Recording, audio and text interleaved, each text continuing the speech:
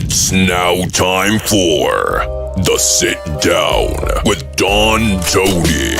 The Sit Down, where Don Tony talks one-on-one with his followers. What are you looking at? About the world of pro wrestling, pop culture, and so much more. The Sit Down with Don Tony. And now, your host, Don Tony.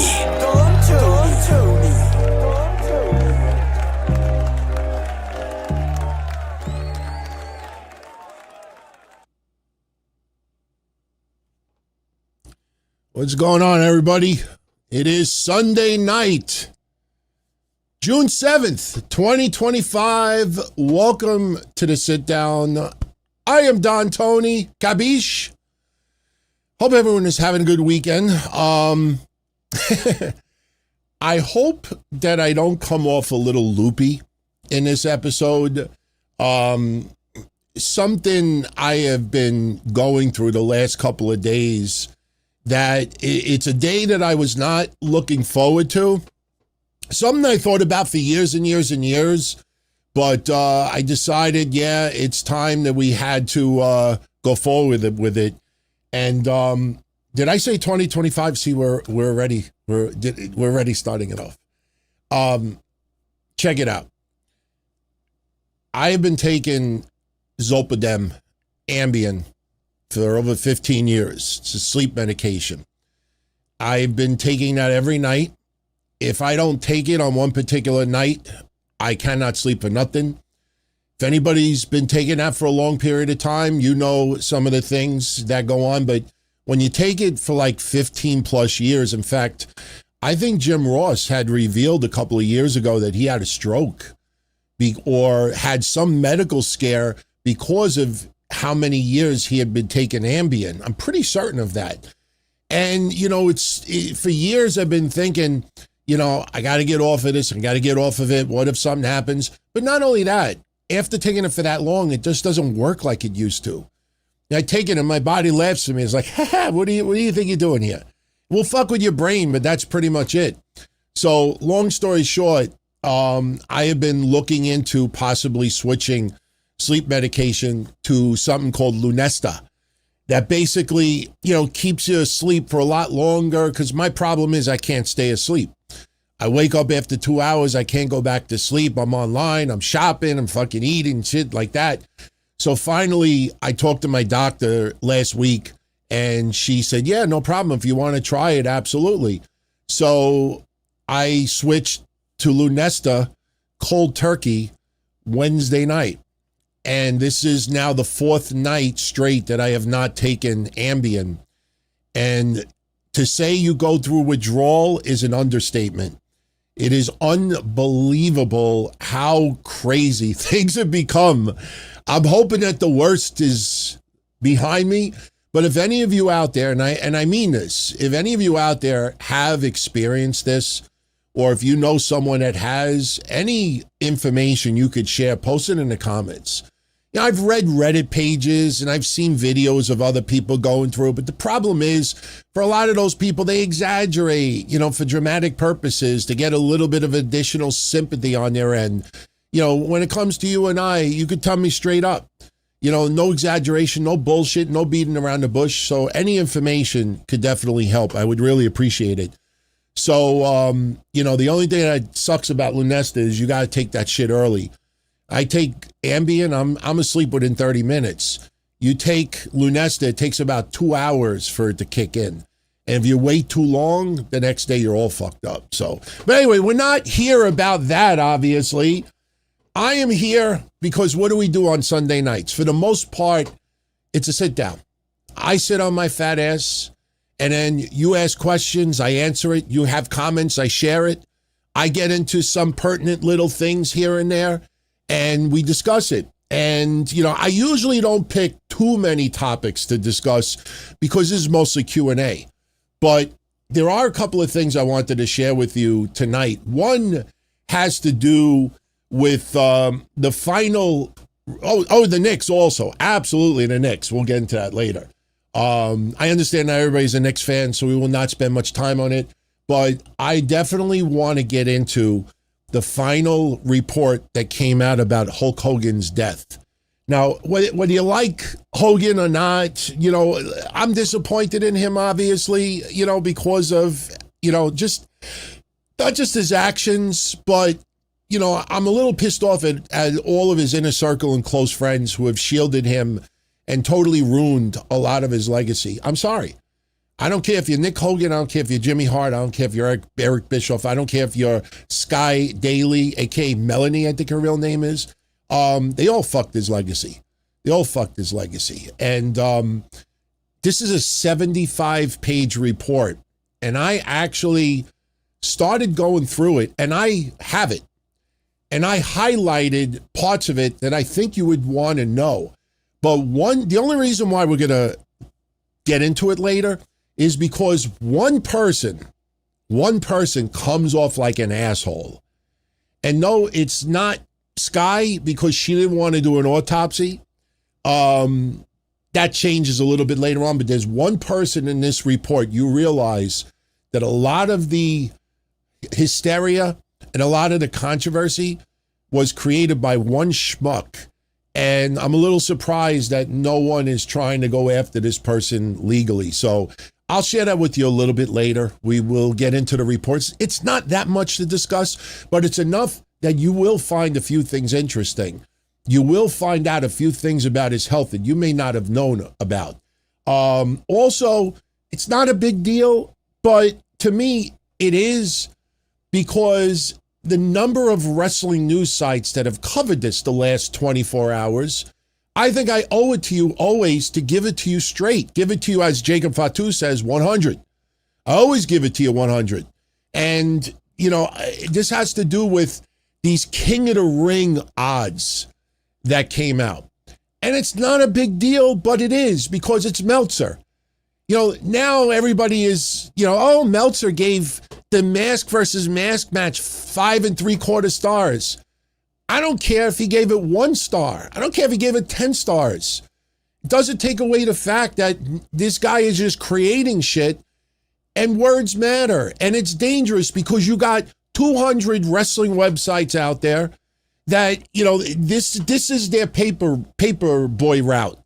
This is their part-time working in a deli. This is their, can I have money to buy a coffee?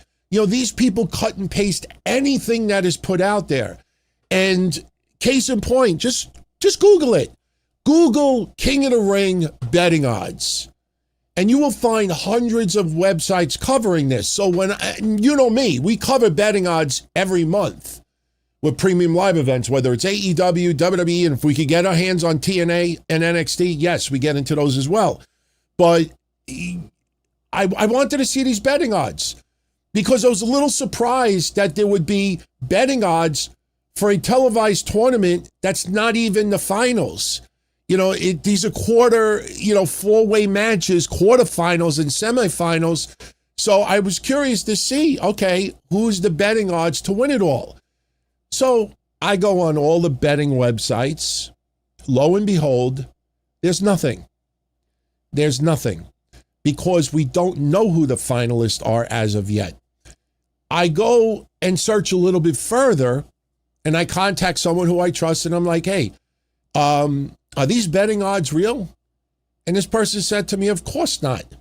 They're like, look at all the mainstream news sites. The sites that you should put your time and sometimes money in. None of them covered it. And then I realized this is Dave Meltzer on his newsletter. Not only does he create fake news now, but he's now creating betting odds. Betting odds. Hey, Dave, tell me where I can bet on the numbers you put out there. So this is the betting odds that are floating around. Solo Sikoa at plus 4,000, Damian Priest plus 3,000, Ricky Saints at plus 2,500, Dominic Mysterio plus 2,000. And if you remember last week when we did predictions, I said I want to see Obafemi versus Dominic. We're getting it, but we know it's going to be Obafemi probably versus Seth Rollins, going to Saudi Arabia. Oba is right smack on the middle of that cover. If he doesn't beat Penta for the Intercontinental Championship before Night of Champions, you know that he's going to be in this final. And then if Brock Lesnar shows up and ruins it for Obafemi, and then that leads to Seth Rollins winning King of the Ring again, and then this time he is going to cash it on Roman Reigns for SummerSlam. That's what everybody seems to think, right? We've talked about that before. Dominic versus Oba is a match that people want to see Dominic get his ass kicked. Oba will toss him around like arugula.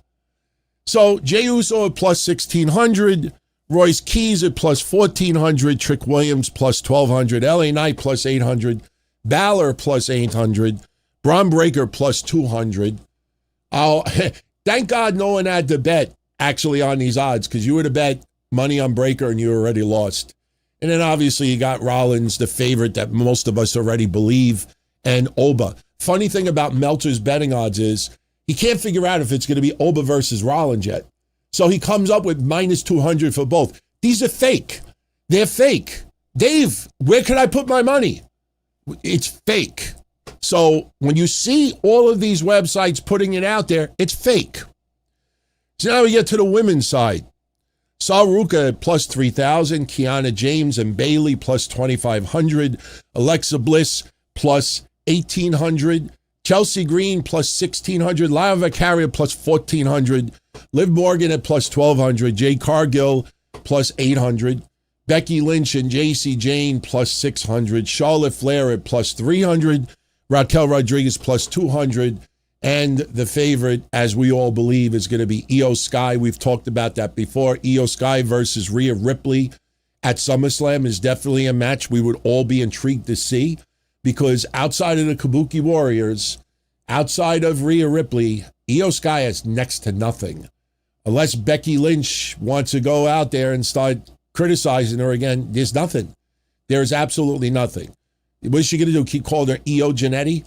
You know, Rhea Ripley's on SmackDown now. You can't keep doing that. So having Io Sky, and if they do the draft or they're not doing a transfer window, that's come and gone. But if they do a draft this year, then obviously you're going to have to shift Io Sky, because she has nothing.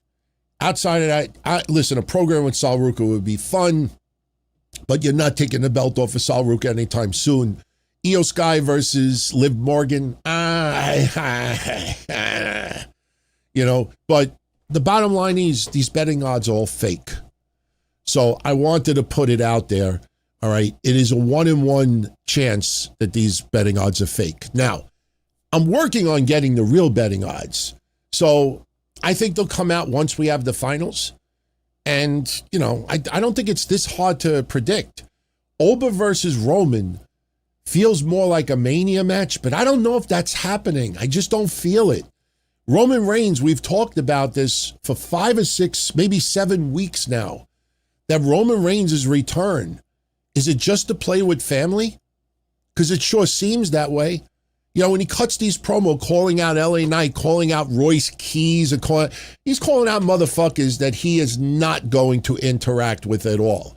You know, you look at Becky Lynch, with all due respect. Becky Lynch is trying to help other women elevate to the next level. She helped get AJ Lee back where she belonged for a short period of time. You saw what Becky did in NXT. Charlotte Flair has done that. You see a lot of women doing that. You even see some of the main roster doing that. CM Punk would love to work more with younger talent. But when it comes to Roman Reigns, you know, listen, we all love, for the most part, Roman Reigns, but let's call a spade a spade. All right, this guy came back, and he's not helping elevate the stars of tomorrow. If he's trying to elevate the stars of tomorrow, he's trying to elevate Tama Tonga. He's trying to elevate, well, he can't do JC Mateo anymore. Tala, don't call me Samoan 123 kid Tonga. Like, he ain't doing nothing to help anybody else. Just because you talk about it doesn't mean shit. And I'm still waiting for a change. And if it ends up being Rollins versus Reigns at SummerSlam, although I would like to see it, you're going to realize that this return was all about family. It wasn't the WWE family. It was the Anoa'i family. And I wish more fans would start realizing that. You know, we've talked about it for so goddamn long, it kind of feels like boring now. Suddenly you'll get some genius that busted open, a light bulb will come off. And they got to be very careful because they know where their bread is being buttered. And they'll say, I think Roman Reigns, it seems like he's just working with family. So, right. So, what else do we want? Oh, I definitely recommend, if you haven't checked it out yet, check out Wednesday Night Dynamite. We had a shitload of fun on that show. And yes, I got some backlash about my photo with Nikki Bella and Gunther. Why are you putting them in a gondola? Why are they sitting so close? I'm like, hey, Polak, first of all, it was Nikki Bella's idea to do a talk show thing where she's in a gondola with Gunther. What did you get to do, sit on the floor? A gondola only seats 2 people. They don't have 4-seat gondolas unless you're sitting on the opposite side. Morons. So people are like, why are you putting them next to each other? What do you want to do, row the boat and let him sit next to the other guy? That was a fun episode to record, by the way. Dominic McGlynn says Royce Keys next United States champion. Oh, I see Royce Keys getting some gold sooner than later. They are building him, but they're building him quietly. Like, they have him predominantly on the show, but they're doing it in a quiet way. I want to see what they do with Chad Gable now. And unfortunately, my friends, yes, Jeff Jarrett will be part of this coming week's Asshole of the Week because I heard the clips of what he said about Chad Gable. It's almost as dumb as when Eric Bischoff said that he thinks TNA would be a number 2 company passing AEW this year if they get a good TV deal with AMC. That ship is passed, with all due respect. These people say some really, really nonsensical shit, and unfortunately, they're not even in a status like Jim Ross. You guys have noticed, I feel so bad for Jim Ross right now. That guy loves wrestling. Everything is about wrestling. And he's doing his shows now, and you could see the struggle physically, mentally, and he just loves to talk wrestling, but it gets to a point where, you just look at me, and you don't want to watch someone for sympathy. And trust me, Jim Ross will be the first person to say to you, me, and everybody else, I don't need your sympathy. But, man, my thoughts are with him, man. He does not look well. He does not look well, so. But anyway, so we'll get into the Hogan thing in a little bit. First, let's do something that we haven't normally done the last couple of weeks. Let's get into some questions right at the beginning. Then we'll get into the Hogan dive. I promise you'll find some of this interesting. And I don't clickbait. I mean, honestly, the stuff I read, I was like, okay, this is more interesting than I thought it would be. And it also answers a lot of the early buzz going around. Even the stuff that Brooke originally put out there. You start to see where some of this came from, but this one person, again, comes off as an asshole. And I'm curious if you'll figure out who it is when we start discussing it. And I have the whole report. We don't have to read 75 pages. There might be 10 pages to pay attention to. And I highlighted the text. It's not a lot. Basically, you'll get in a little bit. One last thing before we get into questions. A lot of you may remember earlier this year, after 18 years of not talking to this guy, Joey 924, one of my earliest co-hosts, we did the Minority Report from like 2003 off and on to 2005-ish, early 6. We did a Forbidden Door earlier this year, and he also joined me for WrestleMania predictions, which ended up being an amazing show because we nailed so many things, right down to Asuka leaving and Kairi Sane leaving and a few other things. He is going to join me for 1 week on our Patreon episode. It's either going to be this Thursday or it's going to be next Thursday. My gut feeling is it'll be this Thursday. And the reason why we're doing it on Patreon is because most of everyone that's part of our Patreon family have been around since the early 2000s. A lot of familiar names. And we want to do more of like the Patreon style episodes that we do. Anybody's a channel member on YouTube, you've seen those and heard those episodes. So he'll be joining me either this Thursday or next Thursday.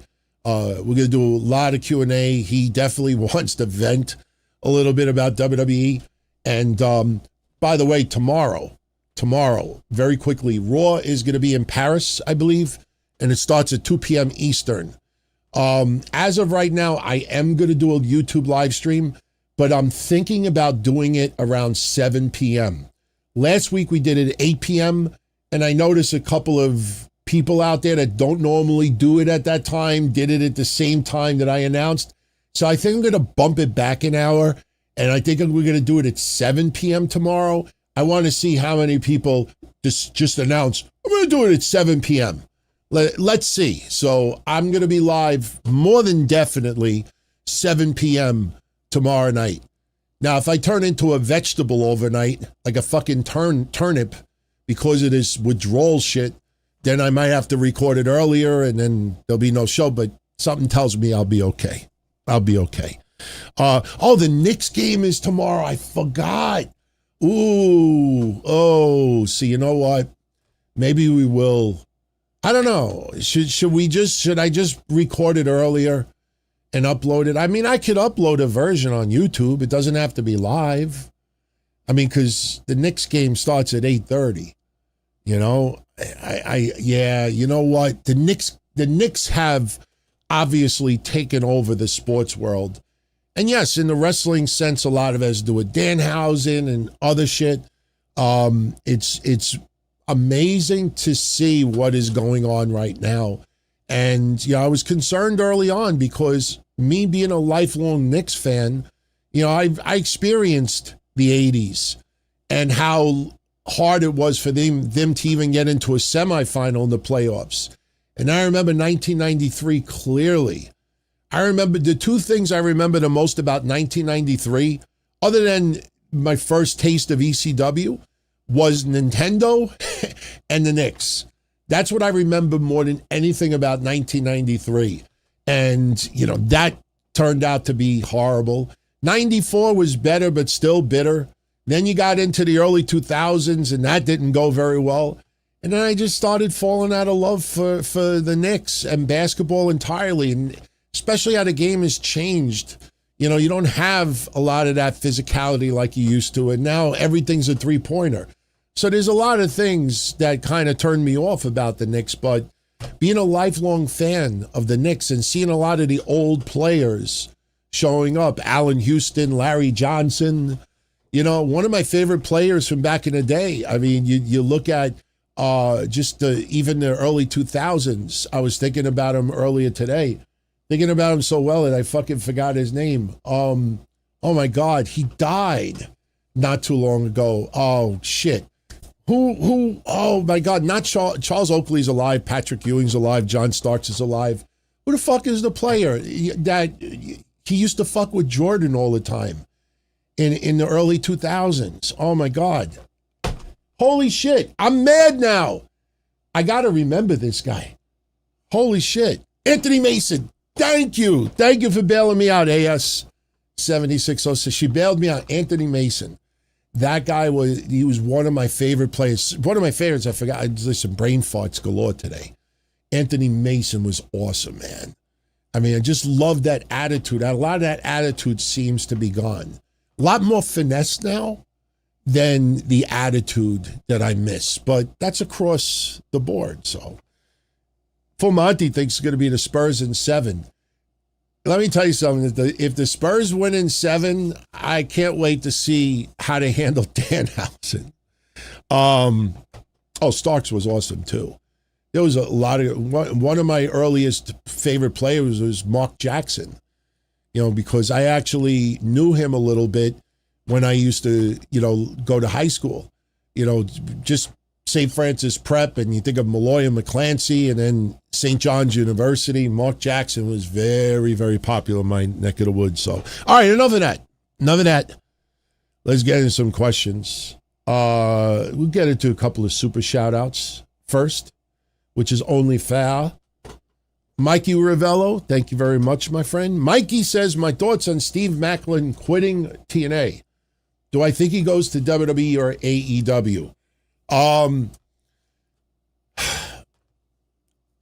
know, I'll be honest with you. I think Steve Macklin, there's only one place for him. And especially because of some injuries that have happened in AEW, I think he's got to go to AEW. Not even just the fact that his wife is there, Deonna Purrazzo. You know, in fact, last week's history show, not the one I just put up last week. If you remember, we played an audio clip from Deonna Purrazzo and an audio clip for Steve Macklin. Steve Macklin is a Northeast guy, military guy, very, very dedicated to military, respect for the country. Doesn't necessarily mean president. You know, I want to make that clear. But I think he would fit into AEW 1,000 times better. I think being in the same company with his wife would be really, really good for both of them. Being able to travel together, especially you've heard my disdain towards the treatment of Deonna Purrazzo in AEW. I think if she's continued to be used the way she is, at least she's on the road with her husband. So Macklin, I just don't see it really fitting in WWE because you would have to really neuter him in a lot of ways. Of course, I could see indies. I could see GCW shit, MLW. There's definitely places. But I don't think for 1 second Steve Macklin should go to WWE or NXT. I think he's AEW bound, and just let him do what he does. Guy's a great talent, man. And I appreciate everything he's done for Wounded Warriors and Tunnel for Towers. It's a guy that you root for personally, even if you're not like a military type person. That's someone that you want to see do well. And there's no controversy with him. You know, it's not about political party with him. He is definitely, and he's a great talent, obviously. You know, it's interesting to follow what's been happening in TNA with him over recent months. You know, for 1 minute, you think he's fired. And he's got a title shot. Then he's got some wild brawls. Remember the controversy with No Bleeding not too long ago? Yes, I follow it. And then, you know, he's back and just feels like something's missing. And he had that interesting interaction with Carlos Silva like a week or two ago. And now he's gone. He requested his release. You know, I've heard some rumblings here and there that creatively he is just not happy.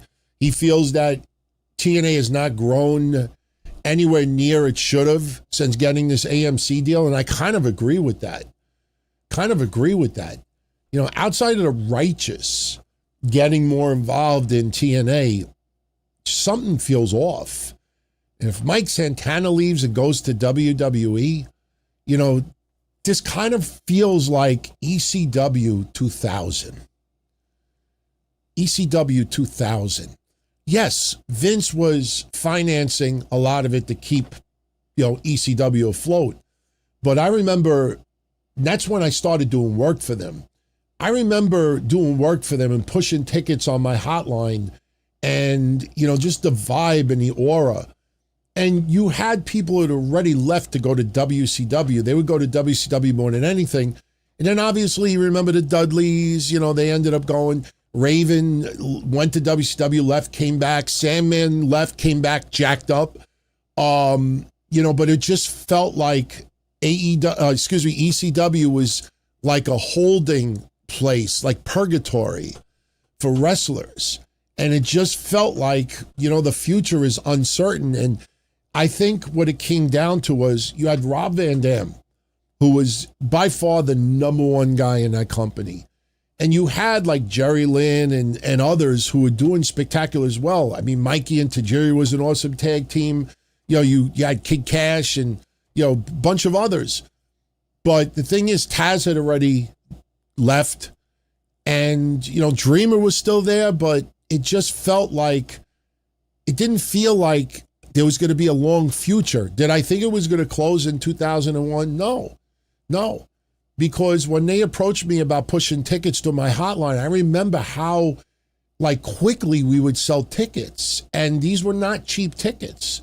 You know, they had no problem filling the arenas. That's the thing. The most amazing thing about ECW, if any of you guys ever want to go check it out, even just go on YouTube for a half an hour and look. If you look at ECW's final 6 months before they closed in March of 2001, what you'll notice is the buildings are full. It's not like the buildings are half empty, third full, they're just not getting the ticket sales. The buildings were full. And they were still doing sales, but the amount of revenue coming in was nowhere near the revenue that was going out. And then you also add in the fact of all the debt that had been built up for years and years and years. If you remember what I said about Triller TV about robbing Peter to pay Paul, that's what Triller TV, I believe, has been doing. That's what Paul Heyman was doing, robbing Peter to pay Paul. In this case, Peter was Chris Candido's credit card. In this case, it was, numerous wrestlers in that company. He would rob Peter to pay Paul. And after a while, you just can't keep up anymore. So I think Macklin, AEW, absolutely. And I don't even think there's any doubt of that. Lost But Found says, should Julia go to Raw for a better chance? Here's my issue. At the end of the day, the creative is the same. We don't have WWE Unreal Raw, WWE Unreal SmackDown. It's a creative team, period. Yes, you have certain people that are focused more on one product than the other, but I just feel they totally have misused her. It's amazing because I talked about it last week. I don't know if it was Patreon or last Monday, but the thing with Julia that fascinates me is she came into NXT the same time as Stephanie Vaquer. And at that time, there was a lot more unknown about Stephanie Vaquer. The only thing that most of us focused on was the match with Mercedes Moné, the match in New Japan, and that's pretty much it. Maybe a collision match. That's it. Julia, there was much more pomp and circumstance, and it felt like you were getting royalty. Could be the next Asuka. And they came in like this. And in a snap of a finger, Vaquer was here and Julia was here. Vaquer was there, and then she ended up here. And I don't know what it is because, I can't blame it on not speaking fluent English because Vaquer at that time was not speaking fluent English either. It just feels like something is lacking, something is missing. And I'm nothing against Kiana James, but when I saw that pairing, it's like, oh man, like what, to be the mouthpiece? That's what it felt like more than anything else. And then, okay, so she takes the beatings and you get the chicken shit way out. Just a lot of the aura. If the best way I can describe Julia right now is the aura is gone. The aura of Julia is gone.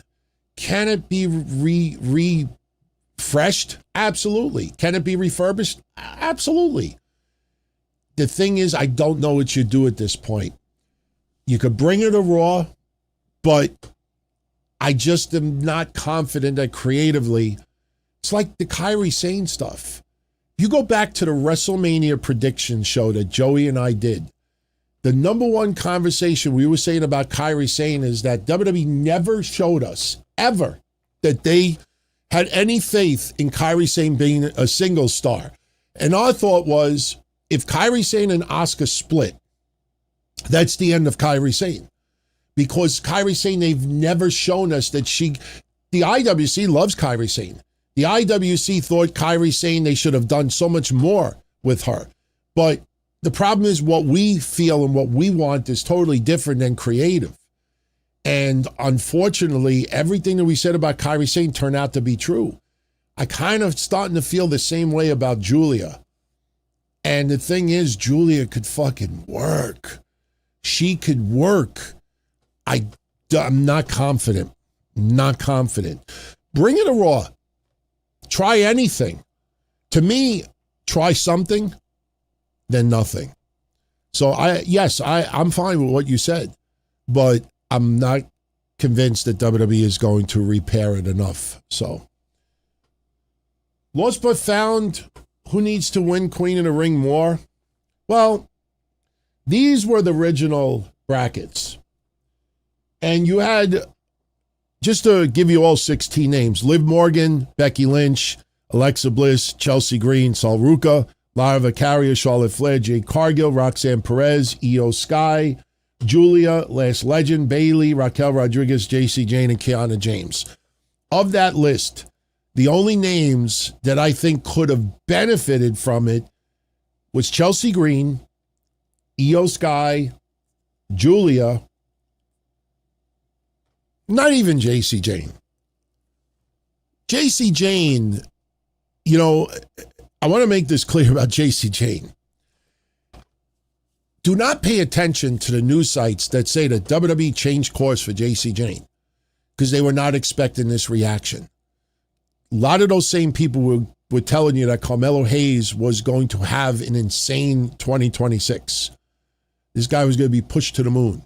Okay? Their emotion, their perception turns into a news story. All right? I don't believe WWE for 1 minute changed anything about their future thinking of JC Jane. It's just that because there was so much reaction to it, people read the room and people like, oh, WWE changed, right? They changed nothing. Because remember, with Carmelo Hayes, right before the end of 2025, you had some journalists out there, and even some of my friends in podcasting world, you know, predicting an insanely big 2026 for Carmelo Hayes. And I said, based on what? Based on want?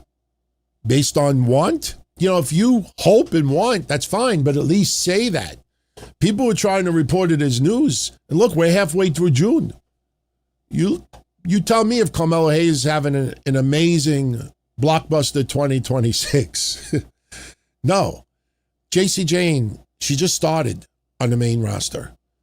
Even if she has to wait 6-9 months before something develops, there's no rush for her.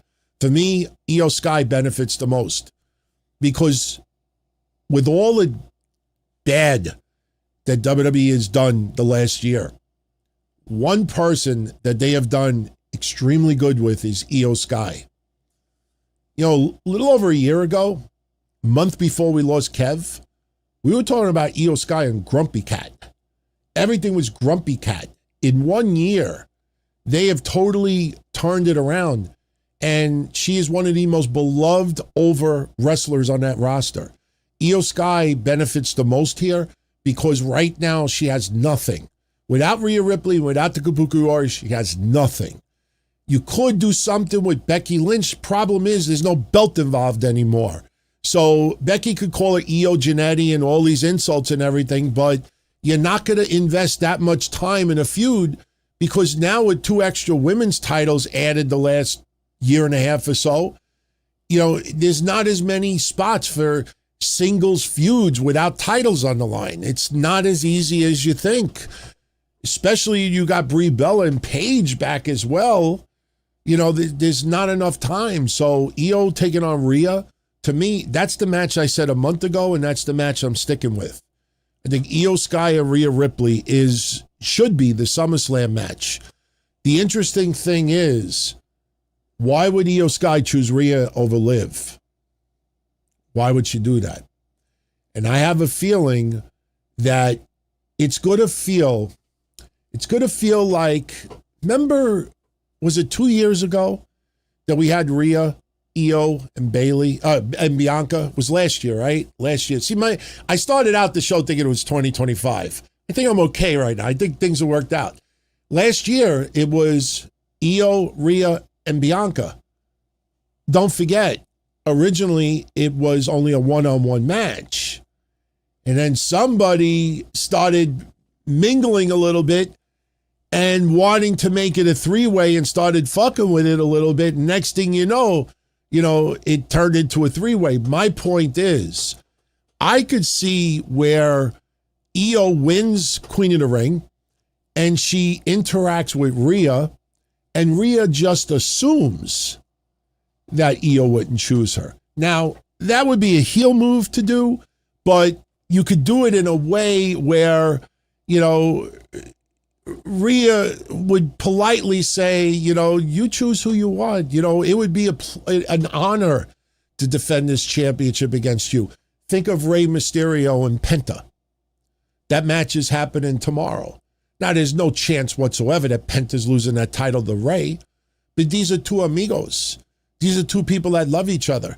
The reason why they're doing this match, this is a dream match that Penta wants on WWE television.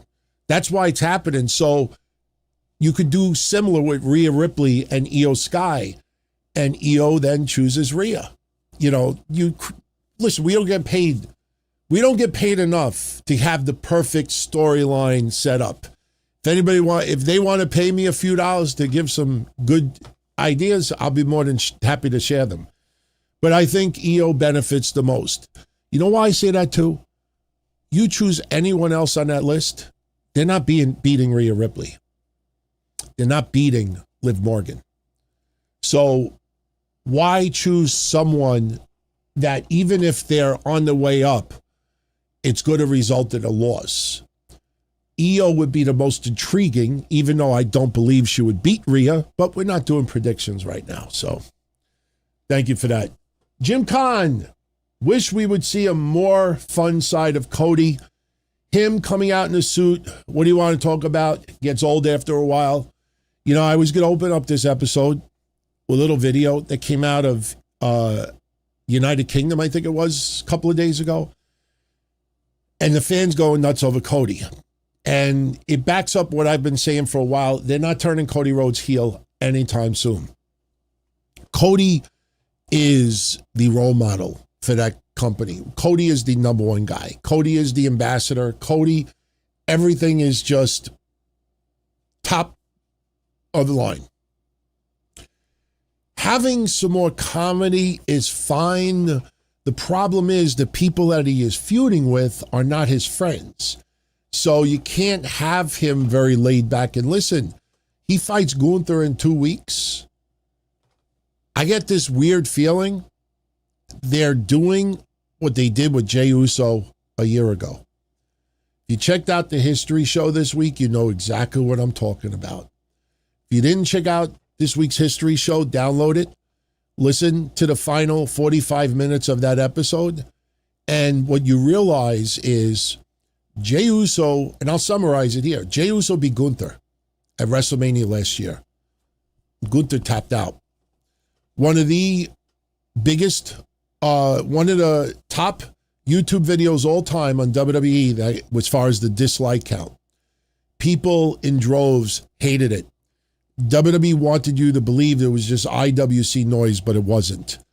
Live in the arena, Jey Uso is fun. You have Enzo coming back. You have Danhausen. You have a whole bunch of yeet being done. This is about entertaining the live crowd more than anything else. Jey Uso was still beloved by fans. What they were not liking was this gimmick that Jey Uso turned into. And also, you know, you guys may remember the thumbnail that I put up. I don't have it in front of me, but I think I did have it in front of me. I thought I saw it earlier today. I made a thumbnail. Oh, yeah, look. Oh, actually, hold on. Shit, I can't. It's a audio file. It's not a thumbnail, but I played 2 promos back to back of Jey Uso from 2020 and 2025.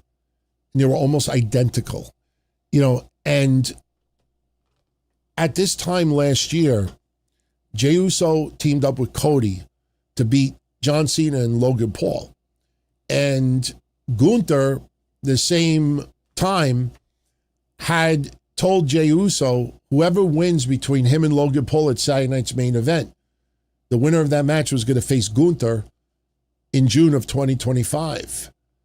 It ended up being Jey Uso retaining over Logan Paul, but Jey Uso faced Gunther and lost the championship. So not only did Jey Uso lose that championship in less than 2 months, but you realize that when Gunther made that announcement to Jey Uso only had that belt for a month. And if you pay attention to WWE commentary at that time, they were convinced that Jey Uso was the number one guy in the company. The most popular, the most over, And you realize that less than a month after Gunther tapped out, they realized we got to take the belt back off of him. I have a feeling that same discussion is happening in a different way with regards to Cody Rhodes and Gunther. That's what I think is going on. I'm not making a prediction that Gunther's going to win yet in 2 weeks, but it won't surprise me if he does. So, depending on who Cody feuds with, I think you could get a more laid-back, fun Cody. But right now, this is what you get. And they're not going to change it anytime soon. So, all right. Bobby Mean says Io versus Rhea speaks for itself. It's one of the biggest matches still left for WWE to do. Absolutely. Absolutely. The funny thing is, some of you have been following me for a bunch of years. We used to say that about Bianca Belair and Rhea Ripley. There was a taste in NXT, but a lot of people wanted Rhea and Bianca one-on-one in a very high-profile feud on the main roster.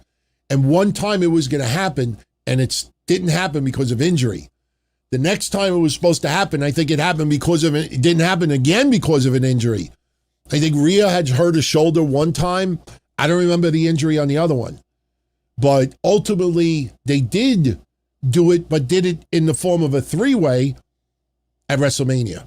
Remember, Io was the champion last year. And then we thought that Io was not leaving WrestleMania as champion because at the time it was like Grumpy Cat more than anything else.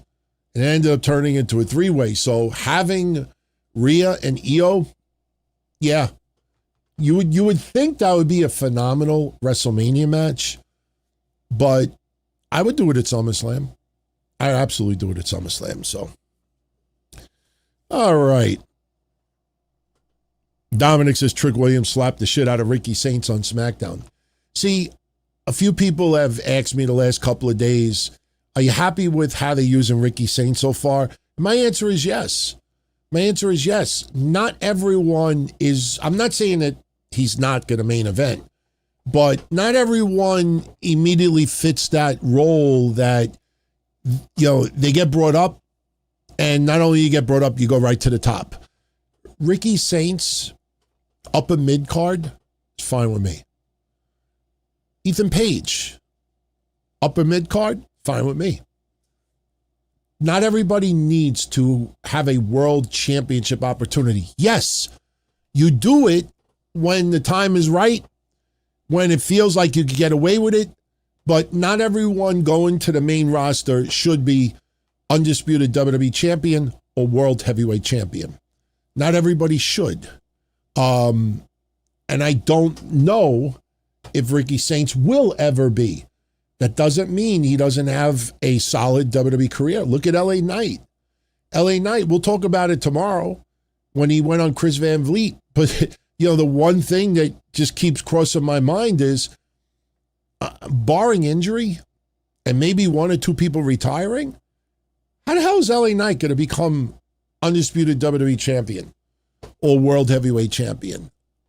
I just feel like, okay, he's pretty much main eventer, and he's a big spokesman. He's very, very talented, charismatic, and the crowd is over. And it doesn't feel like the only thing missing is him winning the championship. Sure, for LA Knight's resume, it is. For people who are hardcore fans of his, it is. But not everybody is going to become world champion. And I don't know if LA Knight will get that.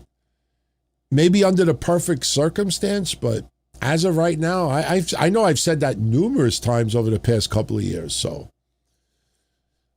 Joe Cronin, what's up, Joe? How you doing? Much love. Hope all is well. Joe says 2026, one of the worst years in the WWE so far in his 41 years on this earth. And yet they just made a record quarter. I'm not trying to be antagonistic here. You see what Triple H, we'll cover it tomorrow, but Triple H was talking about the bullshit noise online. And it's interesting because if it was just a very tiny sector of wrestling, he would not talk about it multiple times. Nick Khan would not talk about it multiple times. The fact is that the noise in the IWC is no longer a tiny little aspect of it. And the reason why I say that is because use R-Truth as an example. Use R-Truth as an example. I just thought about this. I should have thought about this a year ago. 100 million. 100 million. What is that number? That is the number that R-Truth used in the Breakfast Club. That's what they used on WWE Unreal. That's what Triple H has used. That's what others have used. As far as how many people reacted to the release of Ron Killings a year ago. Okay, here's my point. Where did those 100 million come from? They all come from the computer? Did you have like boxes at WWE live events? If you have any complaints, stick it in the box. So my point is, when it's something you don't like or something that doesn't fit in with WWE, the noise is a very tiny sector. But then when it's somebody like R-Truth, suddenly that noise turns into 100 million people. And I guarantee you, if WWE never brought back R-Truth, that 100 million number would never have existed. The IWC noise is as big as WWE wants it to be. If it's a negative story, it's nothing. But when it's a positive story or it's something that fits into their cycle, then it's, overwhelming. You look at the hate that Jey Uso and Gunther's finish was at WrestleMania last year. That was a lot more than just a little bit of noise. All right. But they wrote it off as noise because it didn't fit into their plan. But deep down inside, it's like, we need to get the belt off of this guy very, very soon. And within a month, they already decided that. Now, if he was as insanely over as he was, and you're interjecting his son and Jey Uso with these emotional comments and crying and everything else, why within 2-3 weeks are you decided we got to take the belt off of him? For what? For what? If the iron is hot and he is hot and everything is in sync, why would you change that? So the thing is, WWE has been on cruise control for far too long. And what's happening is you have casual wrestling fans that were not really following a couple of years ago, that are following now, and they're not tired of it yet. You do have a sector of wrestling fans now. I mean, listen, if you look at a lot of the IWC from 5 years ago to now, you'll see a lot of new faces.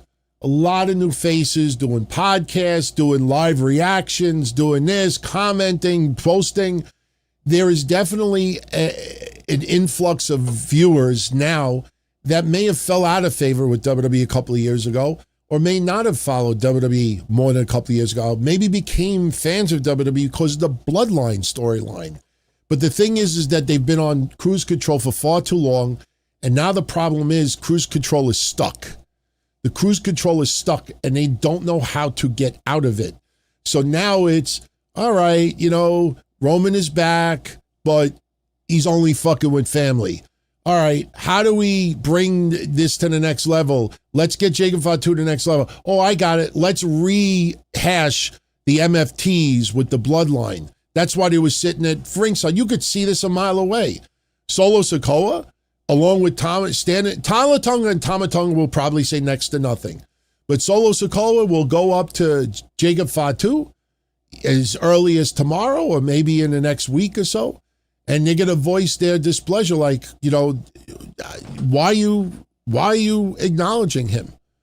Like they're going to question Jacob, and Jacob is going to have second thoughts. And now you realize that the summer fucking thing is kind of like what they were doing with Sammy Like when Kevin Owens is trying to get through Sammy and you're like, what are you doing here? What are you doing there? Like, it's just, they're on cruise control. And the thing is, people are very angry right now with the use of Liv Morgan. I'm not worried about Liv Morgan because I think as early as tomorrow or next week, Liv Morgan will be right back in the spotlight. Liv Morgan will be fine. Dominic will be fine. People like that will be fine. But CM Punk, I mean, I get it. He's going to come back and he's going to be jacked up twice as much as before. You feel like he's got to go to SmackDown. And the funny thing is, if he goes to SmackDown, Cody better retain over Gunther because CM Punk is going to go to SmackDown wanting to get the undisputed WWE Championship. And I don't know if we want to see Gunther and CM Punk again. That was last year. Cruise control once again.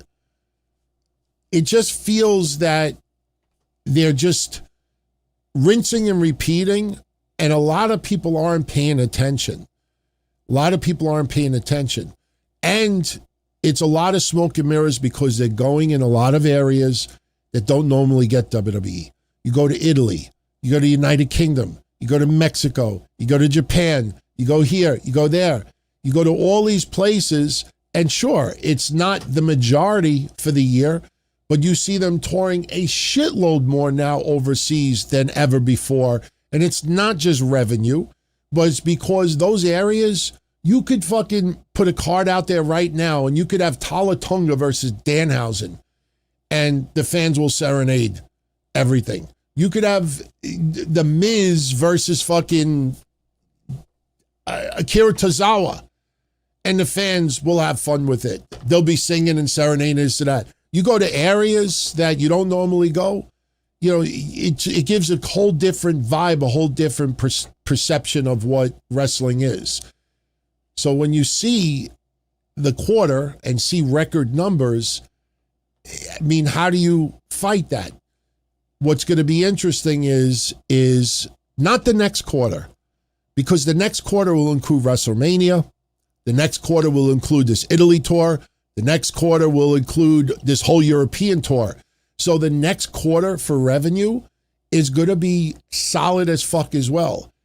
When you get into quarter three, yes, you'll have SummerSlam, and yes, you will have Saudi Arabia, but they already got their money from Saudi Arabia. So it's only a matter of time, and it may take a year, but it's only a matter of time where you're going to see a substantial decline. Not tremendous, but enough that people will take notice. And it's not just a blip. Right now, they have figured out ways to stay on cruise control for the next 3 months, 6 months, a year, year and a half. Remember, they don't have to worry next year about ticket sales for WrestleMania. They don't have to, WrestleTix might as well just put a sign on their door, be back in 2 months. Because Saudi Arabia, there's no ticket prices. There's no tickets. There's nothing. They already got their money. That place, whether it's 10,000 filled, the only newsworthy item is if there's empty seats. But you're not going to get this tally where it's compared to the year before. Look at the Knicks in San Antonio. Look at the ticket prices in Madison Square Garden. Look at the ticket prices in San Antonio. It's like 6 to 1 of a difference. The average ticket for the Knicks was like $5,000. You could have gotten tickets earlier this week for San Antonio for $1,000. Now, that's the same mentality, with all due respect to some of my friends out there who had the brain cells to try to compare SummerSlam prices from last year in New York, New Jersey to SummerSlam in Minneapolis. Oh, look, the ticket prices are 25% less. On location is only $15,000 instead of $30,000. WWE, you see, they're starting to realize they're over. No, my friendly nitwits. Minneapolis's economy is much different than New York's economy. Just like the Knicks, to see the Knicks in Madison Square Garden is 5 times the price if you go to San Antonio or Oklahoma or wherever else they thought that the Knicks were going to be playing. You can't compare New York, New Jersey's revenue and expenditure and everything else to a different state. Just like you can't compare what's going to happen in Saudi Arabia next year to this year. So they have figured out a way to kind of like go in these areas that is enough to keep the numbers up. But you see Netflix's numbers. They're getting lower ratings than a year ago, and Roman wasn't even a regular. Remember, he came back, he left. Then he came back, I think, in Paris. Then they did the stretcher job because he could go film some fighter movie. Then he left again. Then he came back, and then he told the Usos, I don't want to see you till the end of the year. And then they had SummerSlam, Survivor Series. You know, a year ago was a whole different story. The ratings are worse now. And here's another thing. Netflix is available now in more countries this year with WWE than last year. Do not bring up Meltzer and Alvarez's rant earlier this week. Dave Meltzer knows damn well how the Netflix numbers are put together. I told him. My niece works in a big advertising firm in New York City, and one of their clients is Netflix. And she told me exactly how numbers are generated. There's no controversy. It's just that Dave Meltzer can't believe the numbers because he doesn't like the numbers. All right? Just because you don't like the numbers, you're like, that can't be. It's like a podcast. You see a podcast out there and you're like, there's no way this person is getting 60,000 viewers. You got to be fucking kidding me. You know, just because I don't like the show and just because I don't think the product is good doesn't mean that the numbers are fake.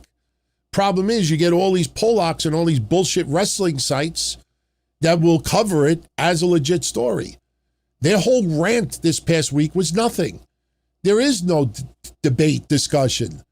This is just a grumpy old man complaining because he doesn't like what he sees. He doesn't like what he reads.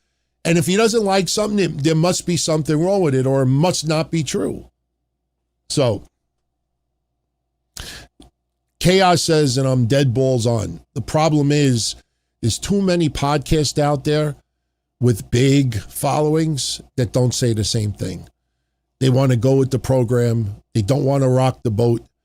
They don't want to ruffle feathers.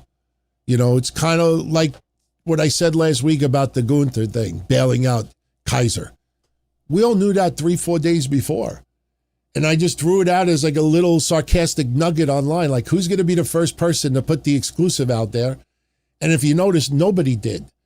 Because up until that point, with all due respect, PW Insider, did you see what everybody would write? PW Insider reports that the court has allowed that Kaiser could go overseas to Mexico.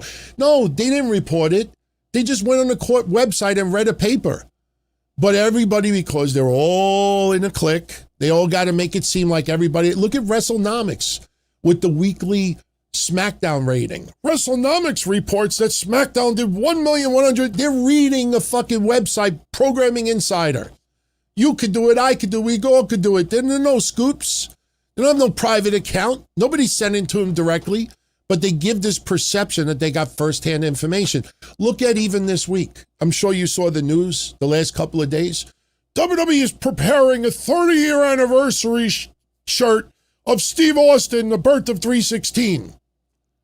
Now, I believe that.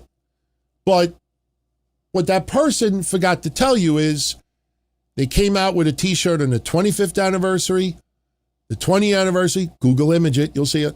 The 15-year anniversary, the 10-year anniversary, the 5-year anniversary. And I think the 1-year anniversary. I'm not sure about the 1-year anniversary. But if WWE did a special Steve Austin 316 shirt on the 5-year, 10-year, 15-year, 20-year, and 25-year anniversary, this June is the 30th anniversary. Well, you think they're going to come out with a shirt? That's not news. Somebody's up, well, every 5 years they come out with a shirt. My sources told me they're coming out with a shirt. That's how it's done. That's how it's done. And even Hogan, the birth of the NWO. There was a 10-year anniversary shirt. There was a 20-year anniversary shirt. This July is the 30th anniversary of NWO. You think they're going to come out with a shirt? You know, it's not news. It's just look around. Like today, you saw about that stockholder lawsuit against WWE, which we'll cover tomorrow. I have some info that I'm going to share. But on Fightful's X post, I wrote, hey, speaking of settlements, you might want to go check out the guy that's suing Jon Moxley in AEW. Remember the production guy last year that sued Moxley in AEW for Jon Moxley going out of character and hurting him and assaulting him? Remember that lawsuit?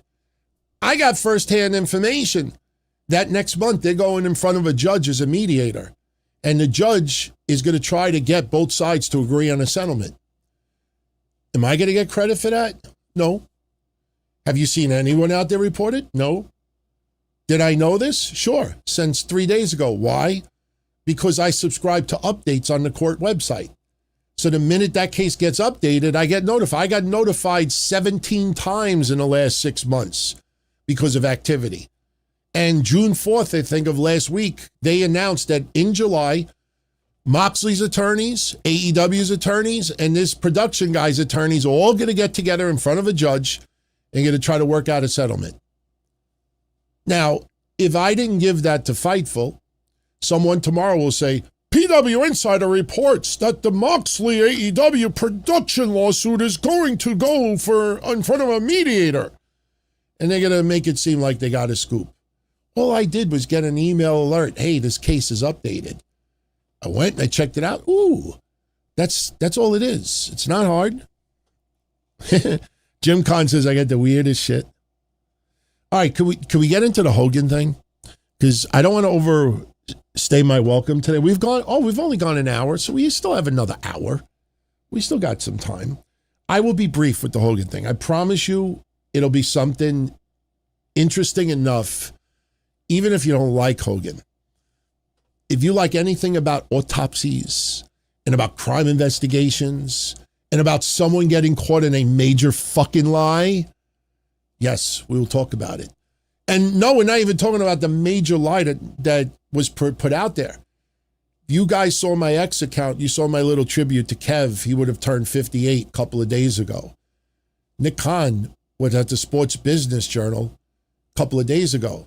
And he talked about Roman Reigns and Cody Rhodes from 2 years ago, WrestleMania.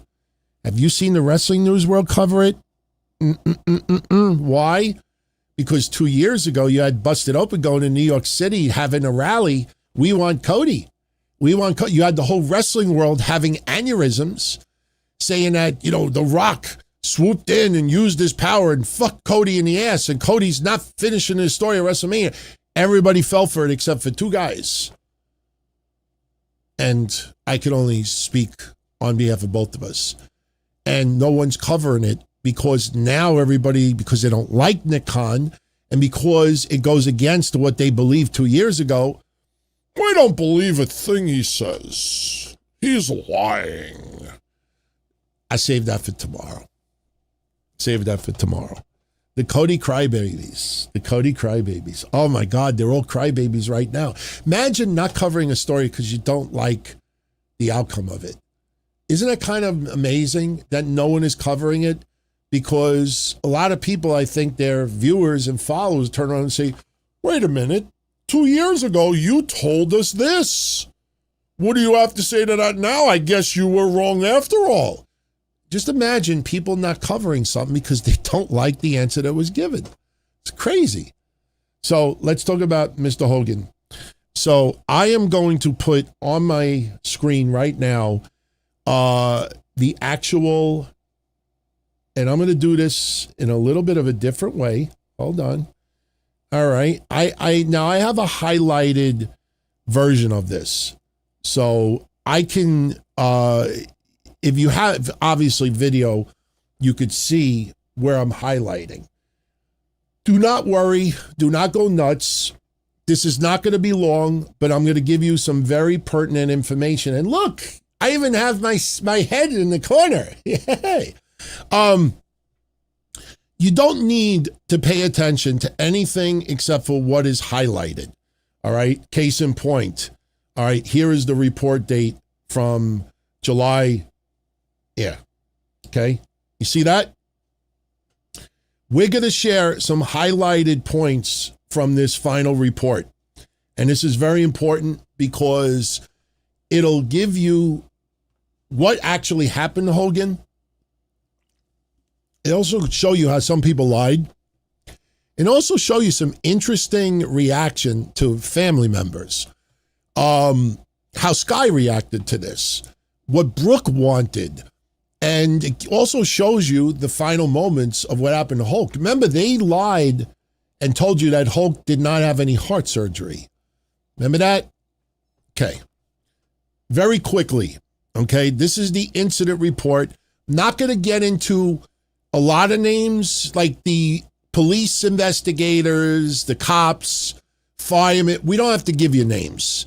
You don't need to know the names. The names that you want to remember are the names that I mentioned. And one of the names that I mentioned early on, remember that name, because by the end of what I get into, you're going to be like, wow, somebody is an asshole. Asshole number one, surprised he wasn't sued. Yeah, I kind of revealed the gender of the person.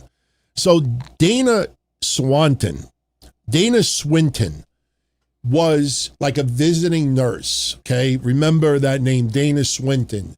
She was a visiting nurse. Justin McEnany,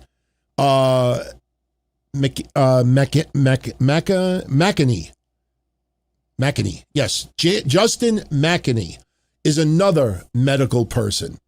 So the main names you're going to hear me get into is Dana, who is the visiting nurse at the house when Hulk died. Justin, who was basically in the medical field as well. You'll understand why I say it that way. Sky, Nick Hogan, Brooke Hogan, and one other doctor. Those are the main players that we're going to be focused on. His last name is McCaney. McCaney. All right, so cops are interviewing them. And again, I'm only reading the areas I highlighted because that's the meat and potatoes of everything that happened. Dana had been at the house since 7 a.m. Justin got there 10 minutes before the incident happened with Hulk Hogan. Dana says that Hulk Hogan wasn't as up as he was Saturday and Sunday when I had him. But he was still talking this morning, a little low, a little mumbly. I got him in the chair. He ate a little yogurt. He was fine. I set him up there in the chair. He came into this where he was asleep, but he was breathing. This is Hulk Hogan. He was asleep, but he was breathing. Justin went to the bathroom. By the time he came out of the bathroom, he tried to get a pulse on Hulk Hogan. Dana says the patient was in the chair, Hulk Hogan. By the time Justin came to do the vitals, the visit that he's on, there was no pulse. He hadn't moved. He probably got down there to Justin between 8:30 and 8:45 a.m. So remember, he was pronounced dead at 11:17 a.m. So as early as 8:30 in the morning, they had no pulse for Hulk Hogan. The officer remained on scene and spoke with Justin, who provided the following information. Justin is an occupational therapist for Tampa General Hospital. Visiting Nurse Association. Hulk Hogan had been a patient of his for approximately 2 weeks, and this was only the second time that he had met with Hulk Hogan. Justin advised he arrived at the house at approximately 9:30 for his visit. Now remember, 8:30 was originally. That'll come into play later. Mr. Bollea was propped up in a recliner in the living room. At approximately 9:40, Justin attempted to get some vitals on Hulk Hogan when he noticed he could not find a pulse. They began to perform CPR until the fire department arrived. Justin advised Hulk Hogan's health had been very poor since the surgery. Now, remember, this is a guy that's only been involved with Hulk for 2 weeks. And this was only the second time that he had seen Hulk Hogan. Okay, this is very important. Yes, we are giving early information. Justin, I think, is the asshole here. He comes off as an asshole, all right? So just remember, he's now saying that he's all fucked up since his surgery, okay? That's very important. Mr. Bollea had approximately 20 to 30 various knee, hip, and back surgeries over the years. Justin displayed the following list of medications from a tablet he had from Hulk Hogan's medical history. Now, that medication is all X'd out, so we don't see any of that information. All right, so Justin had concluded, talking about the medical episode that occurred today. I muted my body cam as he began discussing Hulk Hogan's medical history and engaged in small talk. Justin then left the scene, but advised he could be reached by a cell phone, and Officer Banks, reported to me that Hulk Hogan's official time of death was 11:17. All right, so now we already see a little bit of contradiction with regards to this Justin. So now we get into some more, and it's not too much more, but very important stuff. Sergeant and a responding officer was asked about Hulk Hogan's past medical history. Mrs. Bolea, Sky, advised that he had undergone a spinal surgery on his neck approximately 6 weeks prior to the incident, and referred to as a fusion surgery. Mrs. Bolea stated in addition to the spinal surgery, Hulk Hogan had an operation on his heart approximately 3 weeks ago to repair a valve. If you remember, that's what Brooke had put out there. And I talked about my mother having valve surgery 7 years ago, and she flatlined twice during it. So she reveals that he had heart surgery 3 weeks before. At the time of his cardiac surgery, she advised that Hulk Hogan had been diagnosed with chronic leukemia as well, CLL. She continued to say that her husband had been in the hospital for approximately 3 weeks following the surgery. Mrs. Bolea stated that following the diagnosis of the leukemia, her husband had begun chemotherapy approximately 1 week prior. So, do you remember the story that Hulk Hogan was brought to his house on a stretcher? Now it's starting to all come into play. Hulk Hogan was on chemo 1 week prior to this. The officer asked Mrs. Bolea how her husband was behaving earlier in the morning. She stated it was a normal morning. He had eaten a breakfast of yogurt and berries approximately 15 minutes prior to the therapist showing up. That's Justin. I later spoke with Christopher Volo, who works with Mr. Bolea as a manager. Mr. Volo stated that Hulk Hogan had been placed on dialysis approximately 1 to 2 weeks prior to now dialysis. You see what's happening here, right? I'm telling you, if you go on wrestling news sites and just say there's no foul play, you're starting to see the picture here of what was going on with Hulk Hogan. They put him on dialysis 1 to 2 weeks prior to his death, and from his recollection appeared to be doing better while undergoing dialysis. Mr. Volo then stated that he had been diagnosed with kidney failure as well. Kidney failure. Mr. Volo continued to say that on this date, Mr. Bolea had another dialysis appointment scheduled. So that day, Hogan was supposed to get more dialysis treatment. Okay. All right, so now we could continue down. There's not too much left, but it's going to start all coming into play. You'll start to see some of this now. Okay, a short time later, detective and another detective conducted a visual inspection of Hulk Hogan's body as he remained in the ER room, where he observed that Hulk Hogan was laying supine in the hospital bed. He observed an IV in his right shin bone. There was an IV catheter in his right arm. Previously, while medical personnel were providing life-saving measures to Mr. Bolea, I noticed they were utilizing an automated mechanical chest compression device. I didn't observe any signs of trauma. He did observe redness and apparent abrasion for where the compression device was placed on his sternum.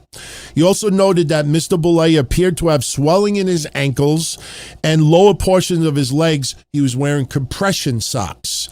Upon inspecting Mr. Bolea, I did not observe any evidence suggesting any suspicious circumstances.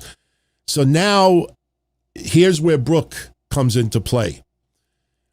On Thursday, you know what? I could probably, let me see if I could straighten this out a little bit so you could see this a little better. Yeah, that's better. I should have done that before. On Thursday, August 7th, you also realize that this was resolved a long time ago. On Thursday, August 7th, at approximately 2:30, Terry Bollea's daughter, Brooke, contacted the investigator in reference to the information about her father, specifically whether an autopsy would be performed. Brooke wanted an autopsy performed. Mrs. Bollea, Brooke, went on to say that she was concerned with her father's recent medical history, advising that she was told recently that medical personnel may have botched his recent surgery, spinal surgery. Remember the nerve that was severed? Remember that. I explained that we had heard the same unconfirmed allegation. This is the investigator, but that was, they would look into it. Brooke also brought up her concerns of cremation in relation to an outside private autopsy. The investigator explained that those decisions were up to the next of kin, which was Sky. Sky would be the one deciding to do an autopsy. She wanted no autopsy. Later, we would learn that, I guess, Sky allowed a private autopsy to be performed, and that was at the request of Nick and Brooke, I believe. So an autopsy was performed, guys, all right? But you start to see now that Sky had all the power pretty much of this. So on Tuesday, August 21st, contact was made to Sky to inquire if she would be able to, this is interesting. Listen to this closely. I promise you, this is not going to be boring. On August 21st, I made contact with Sky to inquire if she would be able to meet in person in the Clearwater Police Department for the purpose of discussing the status of the investigation and clarify some of the speculation concerning the public. Sky advised that she would be unavailable until November because of previous obligations. I explained that it would be appropriate share case of facts with her. She acknowledged that she had reiterated that she was unable to meet. So they wanted to meet with Sky in August, and she says, I cannot talk to you until November. Now, you would think that she would want to know about what is going on and help resolve this case. So at approximately, 4 o'clock, Mrs. Bollea called me back stating that she thought about the option to come to speak with investigators regarding the report's audio and body cam. She wanted to see the footage. She did have public and media obtaining this information. She stated she was trying to work out something, blah, blah, blah, blah, blah. All right, so you start to see a lot of what her power is. So now, here's where we summarize a lot of this. The same day that Sky said that she isn't available till November, the same investigator put a subpoena in with the state attorney's office for medical records from Tampa General Hospital related to Hulk Hogan. He requested all the medical records of diagnosis and treatment, blood analysis, toxicology analysis, names of all the treating physicians and nurses, observations. Basically, he wanted to find out about the severed nerve. You know, that's that nerve that came out. Remember, the severed nerve, it affects the breathing. So now the investigator wanted to talk to Sky about this. She says, I'm not available till November. So now the investigator sends a subpoena to the hospital. He wants to see all the records about that spinal surgery to see if he really did have a severed nerve. Okay. It all comes down to the severed nerve. All right. Just a little teaser. So see, we can skip all of this. All right. So now we get to this part. Here we go. In August 27th, he responded to meet with Melanie Bollea. I guess that is Sky's real name, I'm assuming. Nick Bollea and a private investigator. And basically, he reviews the video footage inside the house. All right. And it's without getting into a whole bunch of detail here, the video shows that as soon as the guy came out of the bathroom, he went to do blood pressure on Hulk Hogan, no pulse. Then Sky is seen immediately calling 911. They show up, CPR was done. I will tell you this straight out. Everything up until this point, as far as Nick, Sky, and the timeline is accurate. The only thing is that they believe that this happened as early as 8:30, maybe even 7:30 in the morning. So I guess the video cameras, the time and date stamp were not exact. So they pretty much, but it coincided with everything with the 911 calls and everything else. All right. So now this is also talking about the visiting nurse with Hulk Hogan. And this gives you an idea of how poor of a condition Hulk Hogan was in. They watched the video where Hulk Hogan is first seen at approximately 5:40 in the morning. The nurse is seen pushing Hulk Hogan from behind camera view in a wheelchair. She then takes Hulk Hogan's arms and head and then helps him to his recliner. With Swinton's assistance, the visiting nurse, Hulk Hogan takes a series of small steps, turns, and sits back into the recliner. It appears as though the visiting nurse forgot to place a cushion underneath Hulk Hogan, so she again assists him to his feet with the help of a walker, places a cushion underneath his butt, and again sits him in the recliner. She then lifts Hulk Hogan's legs and places a large wedge-shaped bolster, propping his legs up and reclining him in the chair. At approximately 5:50 in the morning, the visiting nurse goes to the kitchen and retrieves what appears to be yogurt and a container of berries. At approximately 5:52 in the morning, see how much earlier this is? The visiting nurse is seen handing Hulk Hogan the yogurt, and he shakes it up for a short period of time. She then passes him a spoon and he proceeds to eat the yogurt on his own. At approximately 5:55, Sky is seen on camera for the first time. She walks into the living room and moves the wheelchair from next to the recliner to where the nurse had it earlier. Her and the visiting nurse both appear to be moving around the room and seen assisting Hulk Hogan with utilizing a urinal. They had to help him pee. At approximately 7:50, that Justin guy, the therapist, occupational therapist, has only been there twice, he shows up and he's seen entering the residence. He and the visiting nurse can be seen speaking for several minutes during, at this time, this guy Justin appears to look at his label multiple times. He then walks over to a recliner in which Hulk Hogan is seated, and after a few moments places a blood pressure cuff around his arm. At this point, Hulk Hogan is seated on the backrest of his couch next to the recliner. He appears to begin to take his blood pressure at approximately 8:08 a.m.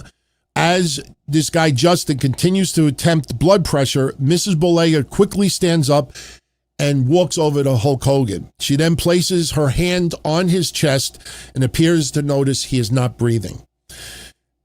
Sky immediately takes her phone and appears to call 911. This corresponds to the 911 call. At 8:11 a.m., the visiting nurse and the occupational therapist attempt to move Hulk Hogan to the ground. They could be seen moving the upper portion of his body, and fire rescue shows up. So that's pretty much how he died. So now this is the last part of it, and this is probably the most important part. So now we fast forward to October. On October 4th, one of the investigators received an email from the Office of the State Attorney containing a file. Within the file, it was medical records from the visiting nurse related to Hulk Hogan. He reviewed the medical records and observed a significant history of surgical and medical interventions on Hulk Hogan consistent with previously documented testimony. Upon review of the records, there was no indication that the ultimate death of Hulk Hogan was unnatural or otherwise criminal in nature. On October 3rd, okay, this is other officers confirming the same. They reviewed the records. There were no signs or indications of any apparent surgical. This is the spinal now. They got from the hospital. They reviewed the records and there was no notes or indications of any apparent surgical complications contained within the document. So now we get to this guy Justin again. And here's the gist of everything. On November 23rd, the investigator made contact with Dana Swinton, that's a visiting nurse, in reference to the case. He asked the visiting nurse if she could recount her actions and observations from the day Hulk Hogan died, and she stated that she would do so and relayed the following. She stated that her company had told her very little information about his condition prior to her first visit. She had no knowledge of his past medical history or why he had home health care ordered. She explained that her role was to simply assist Hulk Hogan with activities for daily living, helping him eat, helping him shit, helping him dress, things like that, okay? So now we get to the other guy. All right. So now this is interesting. Swinton stated the occupational therapist, this is Justin, arrived and she showed him to the bathroom downstairs where Hulk Hogan regularly uses. She continued to say that they ordered a new toilet and blah, blah, blah, blah, blah. Then they get into the EMS and everything. She asked the visiting nurse if she normally writes any sort of report or does any form of documentation during the course of a job, which we find out that she doesn't. She uses a tablet. Okay. So now we get to, here's Justin, and this is the gist of the finish of this.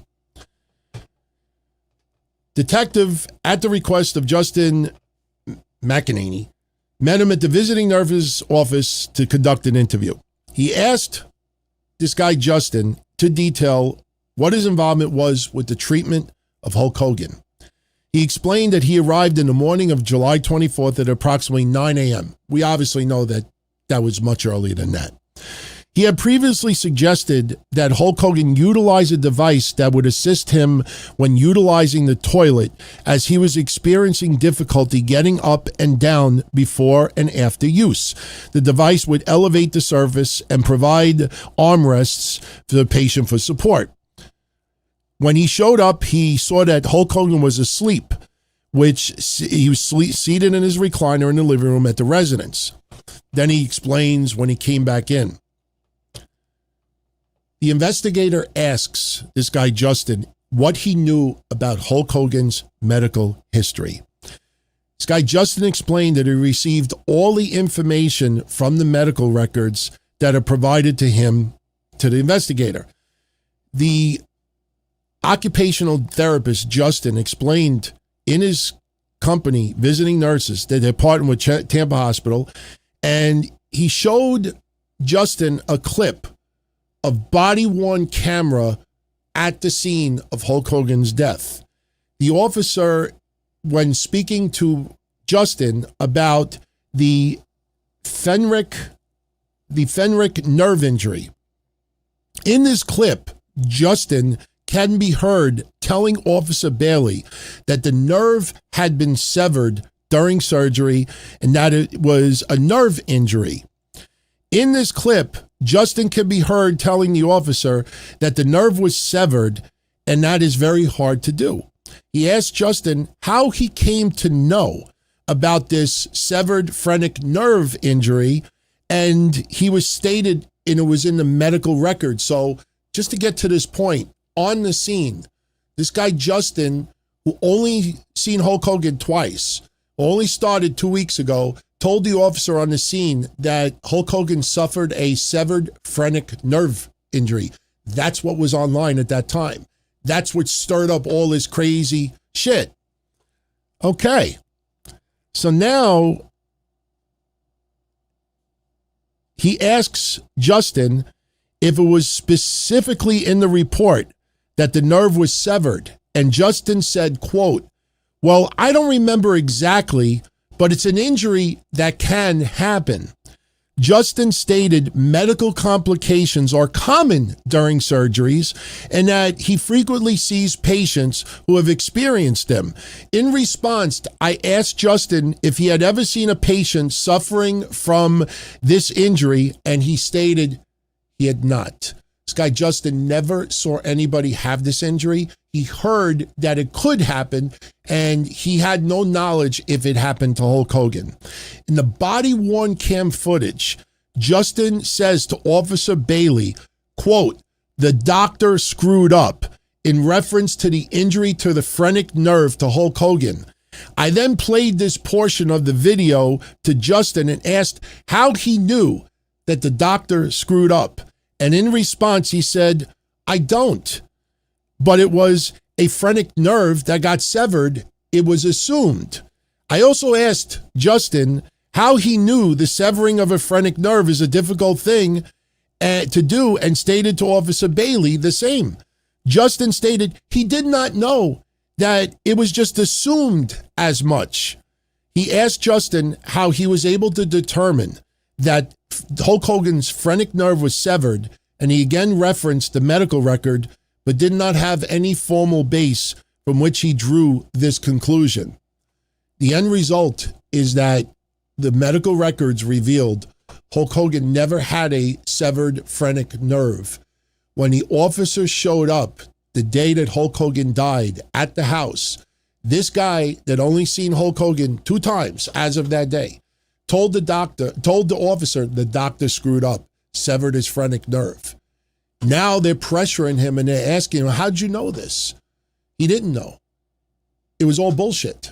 Now, unfortunately, there is no legal ramifications as a result, but the bottom line is that they got all these subpoenas.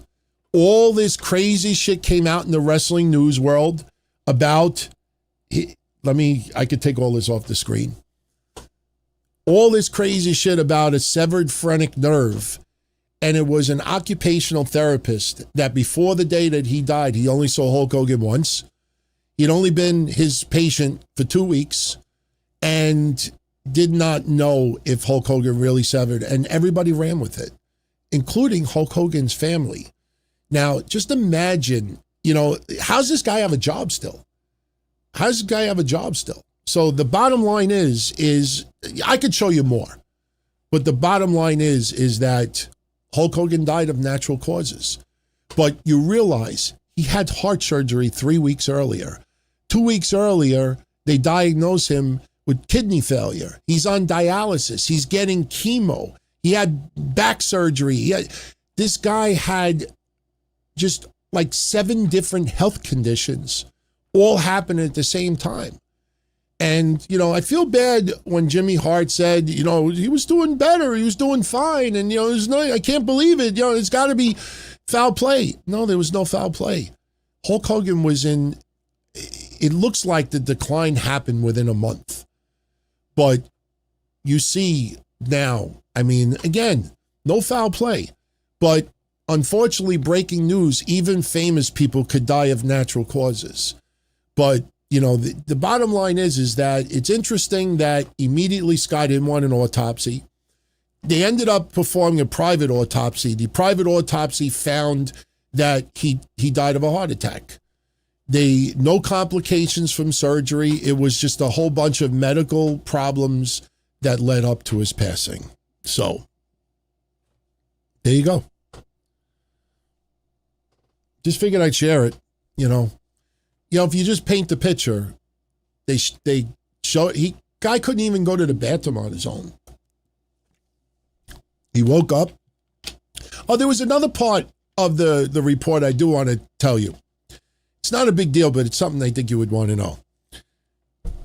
there was one point where when they checked Hulk Hogan's medications, actually there's 2 points I think you would all want to know.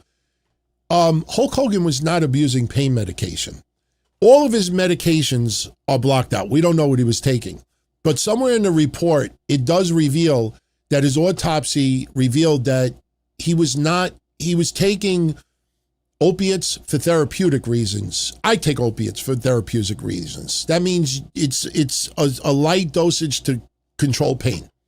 He wasn't taking crazy amounts of painkillers. That's first of all. But here's the second thing too.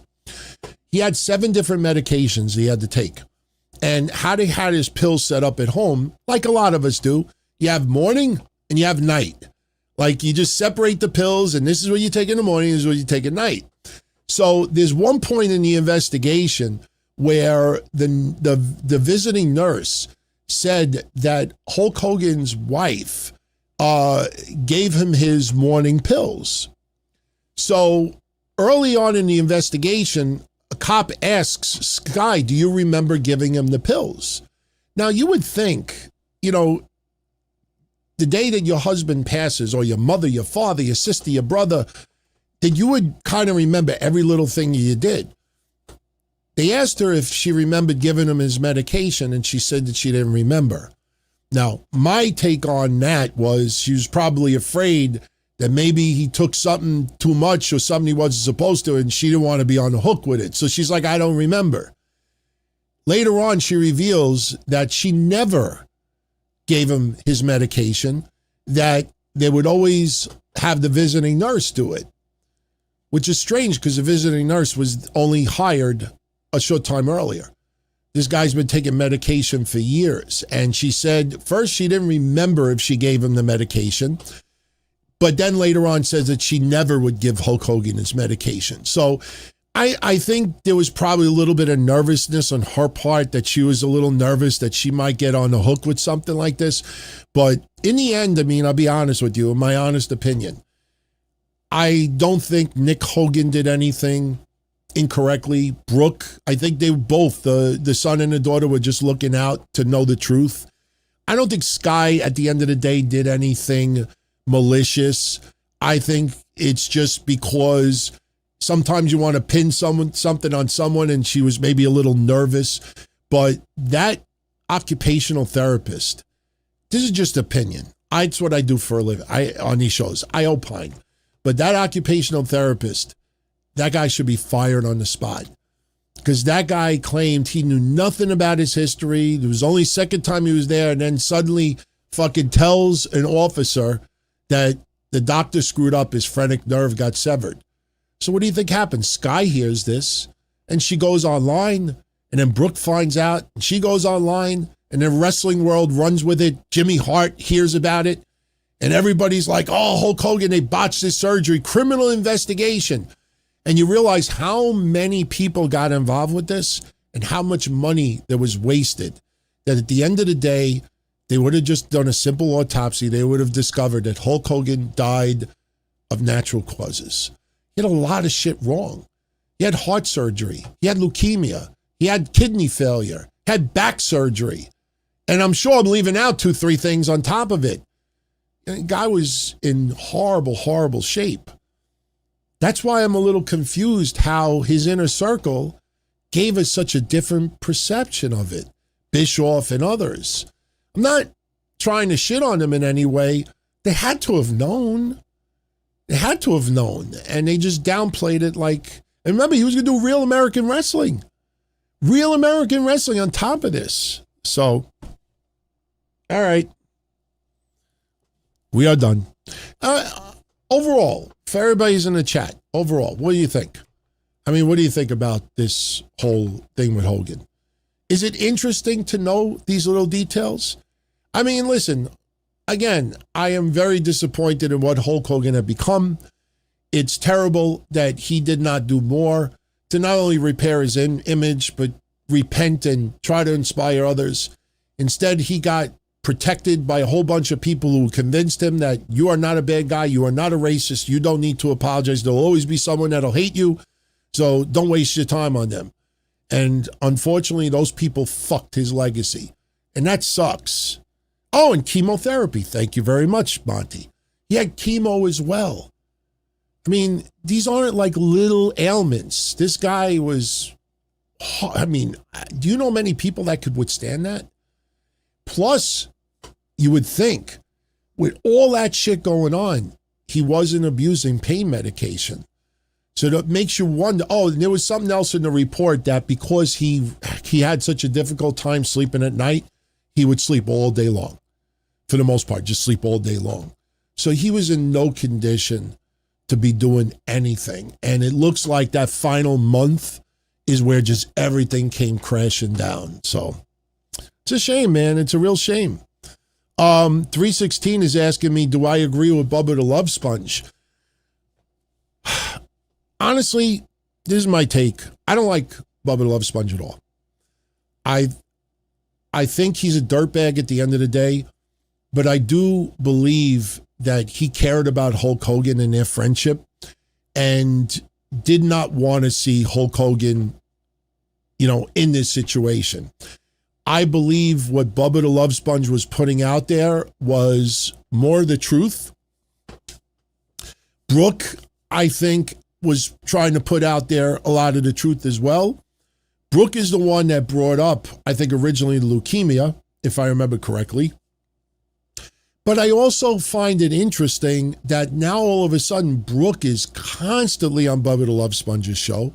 She's constantly popping up on TMZ. I don't know. There's just, okay, he's dead. You move on, you celebrate him, you never forget him, you memorialize him, you love him, but it just feels like now they don't have that reason to be in the spotlight anymore. So, it's tragedy what happened, but it's just strange that she's more in the headlines now than ever before. That's the thing that I find most interesting about it. But I do believe at the end of the day, she truly, truly cared for her father. And I think a lot of her grief is 1,000% genuine. But again, there's this thing, look at Hogan Knows Best, man. They all wanted to be celebrities. They all want to be in the spotlight. You have Nick Hogan. He'll be 75 years old, and Nick Hogan will still tell TMZ, under the right circumstances, yeah, I would wrestle. These people have to have eyes on them. That's what it comes down to. So even though I don't like Bubba, I believe him more. I also think that Sky was a little naive, and that occupational therapist is the one that caused a shitload of bullshit. Again, just when the cops started grilling him, you told that officer on fan cam that he severed, that the doctor fucked up. Where did you get that from? I thought it was. Did you ever see someone have that happen to them? No. How do you know that? Because it happens. But you're an occupational therapist. You're not even a doctor. Like, you realize, like, this guy just said that out of nowhere. And then they grilled him about it, and he's like, and then they subpoenaed all these records, and lo and behold, there was no severed nerve. There wasn't. Out of everything that we found out that Hulk Hogan had, the number one thing that everybody thought he had, he didn't have. To me, that summarizes his report. Everything that we didn't know that he had. And the one thing that we thought he didn't have. Fucked up, man. Fucked up. All right, let's move on. Let's start bringing this home. Yeah, we still got some time. So don't forget, tomorrow Raw will be on at 2 p.m. Eastern. As of right now, I think I'll go live around 7. But, I'm thinking about doing pre-recorded simply because of the Knicks game. I definitely want to watch that game. I mean, and yes, I remember Anthony Mason now. I just brain fought before, man. Telling you, getting off of Ambien 4 days in a row, cold turkey after like 17 years of taking it, it fucks you up, man. I was doing all this research today about how it chemically changes your brain. My brain is just all fucked up right now. So hopefully the worst is over, but, sleeping is not fun right now. So Bubba Love Sponge, for the most part, was right. Yeah, he was. Absolutely. I don't disagree with that. Aphrodite says, am I enjoying getting to bed an approximate hour these past couple of weeks? Yesterday I went to bed at 4:30 in the morning. Day before I went to bed at 3 o'clock in the morning. I can't sleep. It's my problem. But now, once I get past this withdrawal from the Ambien and I could take Lunesta on a regular basis, hopefully I'll start sleeping like a baby. But I got my Oura Ring, so it's monitoring. You know, my sleep apnea is pretty much almost cured. As long as I wear my mouthpiece, I don't have sleep apnea anymore. So, and honestly, guys, all this it's being done right now for me, treatment. You know, it's not that I blame it on Kev, but I give him the credit. What happened to Kev put a scare into me that get shit checked out, get it addressed. I was so afraid of catching a stroke from being on Ambien for almost 20 years because like I said at the beginning of the show, I'm pretty sure that Jim Ross had a stroke or some type of medical episode from taking Ambien for too many years. And when I remember hearing that always stuck in the back of my mind. I don't want that happening to me. So I felt I needed to change it. So Chris says, WWE sucks. Not everything sucks. I mean, if we went down the roster, I could give you at least 20, 30 names that I enjoy right now. But the names that matter, it's not that they suck, but the stories around them suck. A lot of it is cruise control. A lot of it is just throwing shit out there. You know, you look at Cody Rhodes' run as champion, and, you know, even the first time around, you see an ongoing problem with these world champions that don't have quality, not opponents, but quality feuds. And I'll give you an example. Does anybody remember Cody Rhodes' first challenger after he beat Roman Reigns at WrestleMania? Does anybody remember Cody Rhodes' first challenger for the championship when he won the title from Roman at WrestleMania? Is anyone in the chat? I know. But anybody in the chat remember? Roderick says AJ Styles. I think you are correct. It might have been AJ Styles or Logan Paul. I think it might have been Logan Paul first. Might have been Logan Paul. But AJ Styles, phenomenal match, no pun intended. Was there a storyline behind it? Like, it was a great match to have a great match. But there's no feud. There's no storyline build. It's, oh, I want a match. You got a match. Let's fight. Logan Paul was the second match, okay? Jey Uso. Who was Jey Uso's first title defense against? That, I think, was Logan Paul. Was one of the first. Cody Rhodes regains the championship. Who was Cody Rhodes' first opponent when he regained the championship from John Cena? My whole point is, when you look at Cody Rhodes' 2 championship runs, and you look at Roman Reigns' return run, and you look at Jey Uso's run, because they're the recent world champions, you know, their runs are not very strong. Matches may have been great. Let's be honest. Logan Paul does fucking awesome in matches. AJ Styles is tremendous. But you even look at Roman Reigns since he's back. It's family. And you see this continues to be family. And WWE does a shit job. And I don't know if the problem is that they prop up certain people so high that you don't have other people almost as high to compete against. You know who had the best run? CM Punk. Honestly, I think CM Punk had the best reign out of everybody.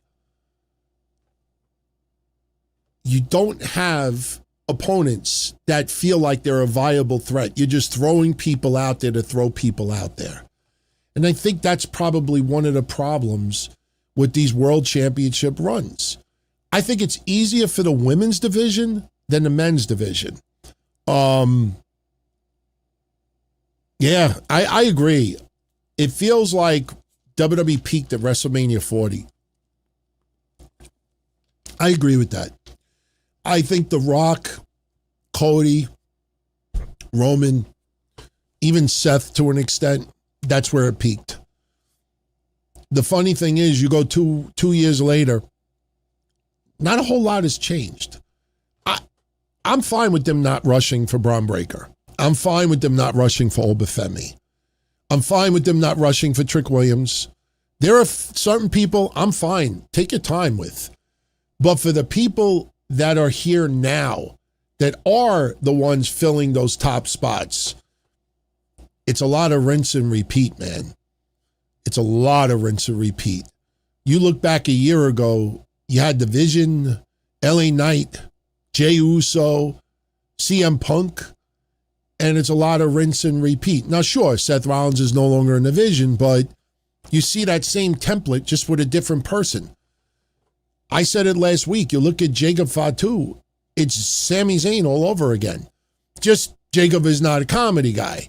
And not, he's likable, but for different reasons.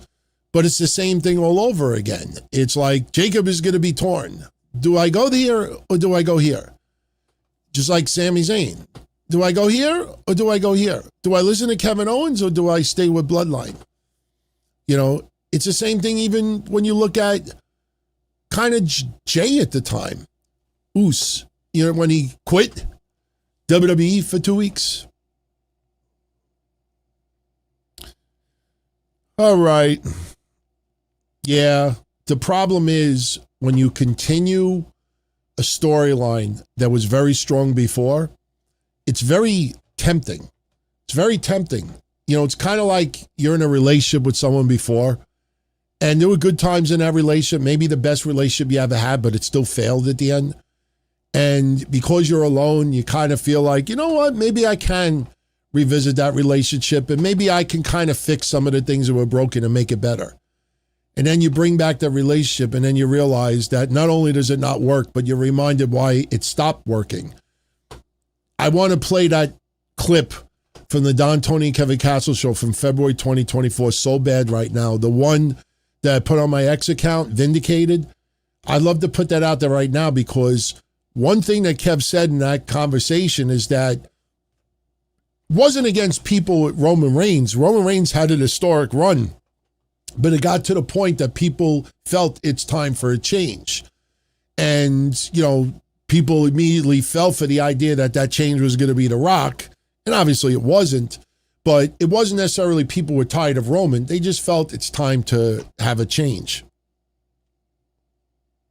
And Cross was right in a lot of ways as well.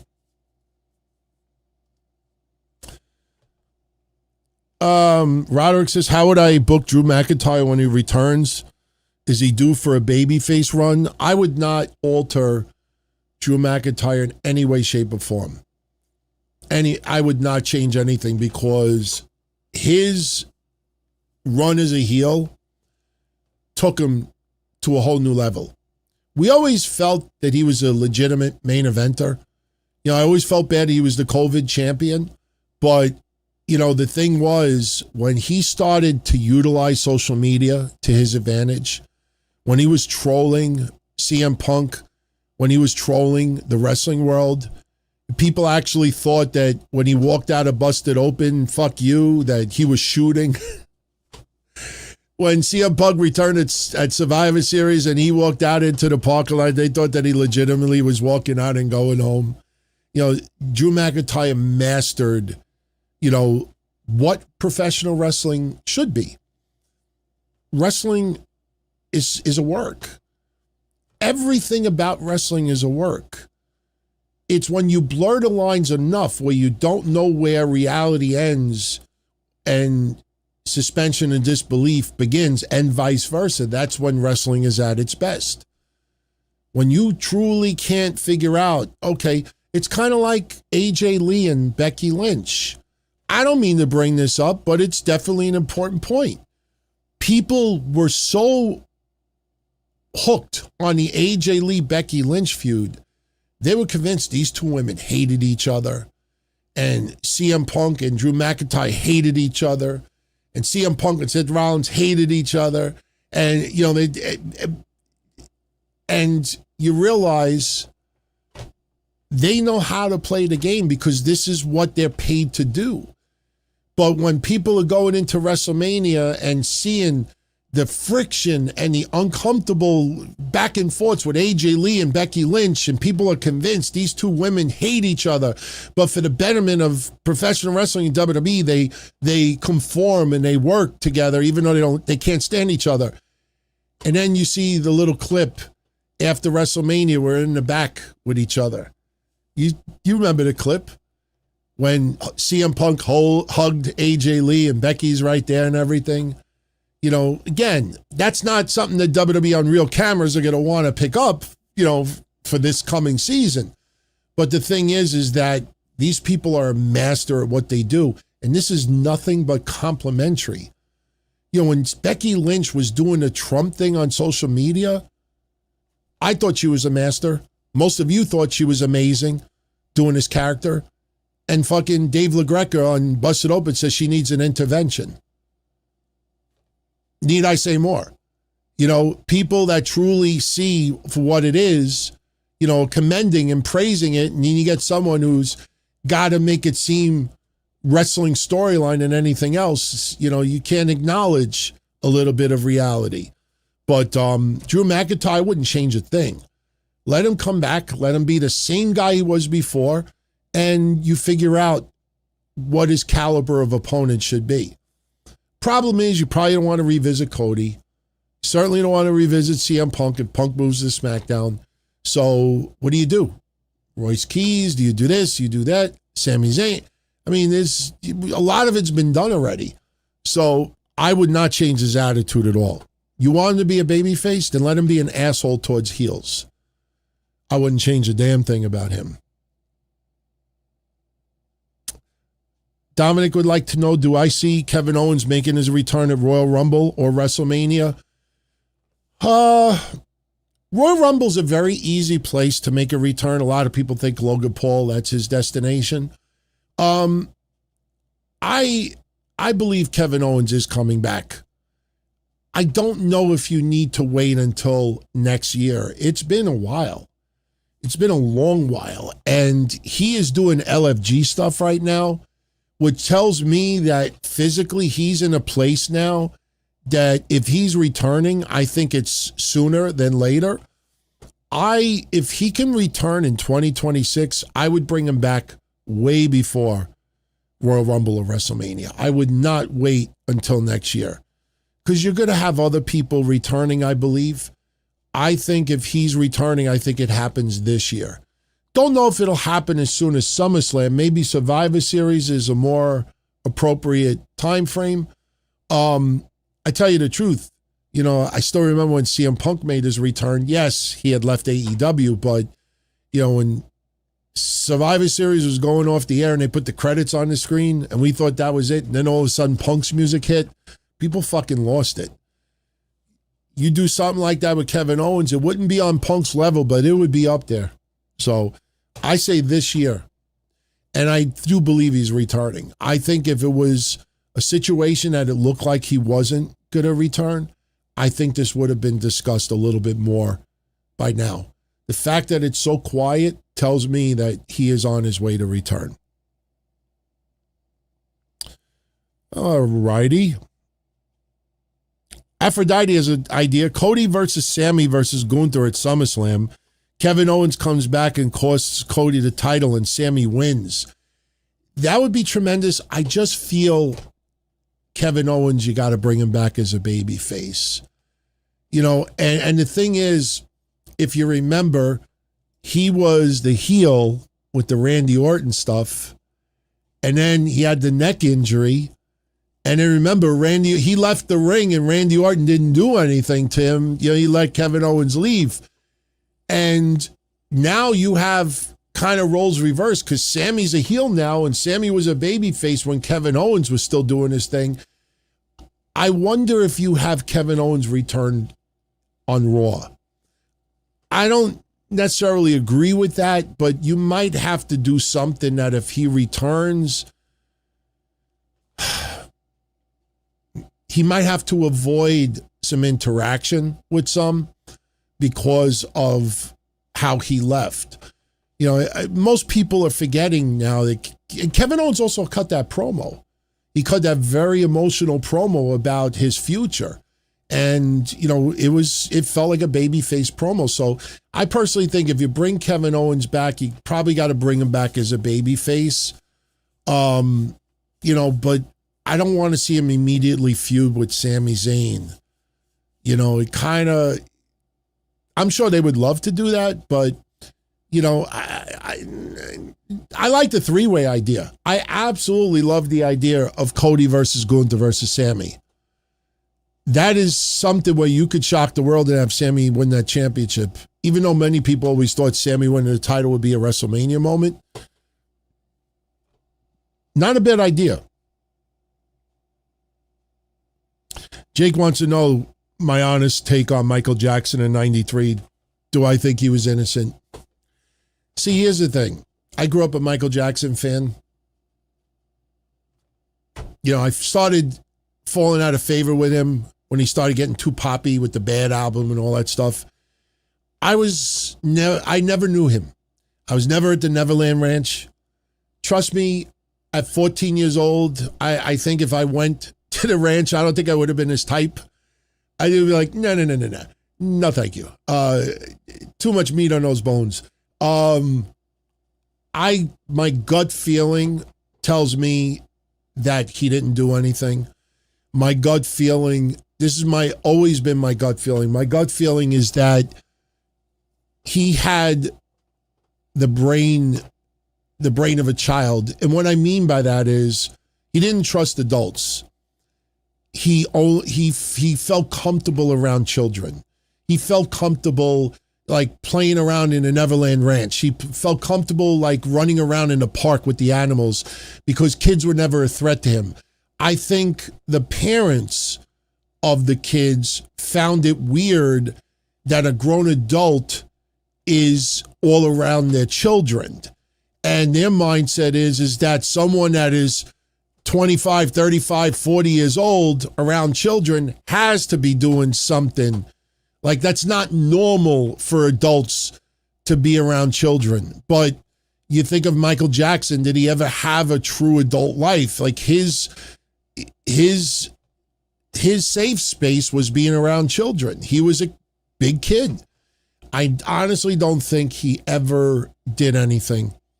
I just feel that the parents that were involved just felt that, he had to have been doing something. No 40-year-old would be spending time like that with children. That's just weird. That's sick. And I think, I kind of feel that that's what it was, to be honest with you. But we'll never know the truth. We will never know the truth. So, Mid-Range says Diddy did everything. Michael did not. Well, I don't think Diddy hung around children all that much, but my God, man. It's funny because you see that world of entertainment and you see what goes on. And it's not like a Harvey Weinstein casting couch, but it's, hey, if you want to go further, you need to go to this party. You need to be around these people. And yes, if you truly want to go further, you might want to consider pulling your pants down. And maybe somebody didn't pull your pants down for you, but you see all these people that pulled their pants down and got played. I always think of Joey Ryan. And Joey Ryan wasn't a Diddy, let's be honest. But I always ask the question. I'm not a fan of Joey Ryan. I can't stand him. But I always ask the question, did Joey Ryan, in your opinion, commit a crime? Or was he just a dirtbag? Because growing up in the early 90s, late 80s, early 90s, as a teenager and a 20-something-year-old, I tell you, I went to bars and clubs and you would see these guys, players, telling a girl anything they wanted to hear just to get laid. Saying that they're a modeling agent, they're a talent scout, their friend or their father is this, and doing anything they possibly can to get a girl to sleep with them. And then what happens a week later? Girl finds out that the guy fucking works in a bodega, has no connections. His vet was a Chevette, not a Corvette. And then the girl slaps him in the face. You lied to me. You fucking told me you were going to do all this for me, and you did that just so you could get laid. Is that a crime? Or is that a dirtbag? See, that's the thing. You know, maybe Diddy didn't commit crimes, but that is dirtbag.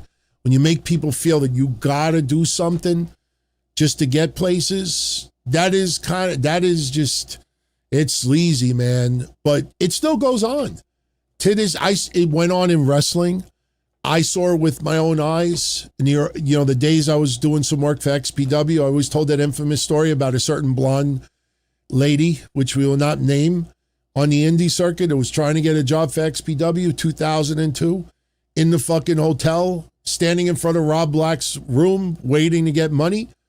And I walked past his hotel room and the fucking door is open. I just happened to look inside and here's this blonde wrestler on the indies in the bed, naked, just laying down, watch TV, waiting for some guy to come in and do his thing because she thought she was going to get work. And I don't recall her ever working for XPW, so I don't know what ever happened that day, but you see things, man. You see things. Dominic, what do I think about Enzo and Kaz returning? Do I think there'll be creative plans? So, to me, it's like Danhausen. It's like Jey Uso. R-Truth.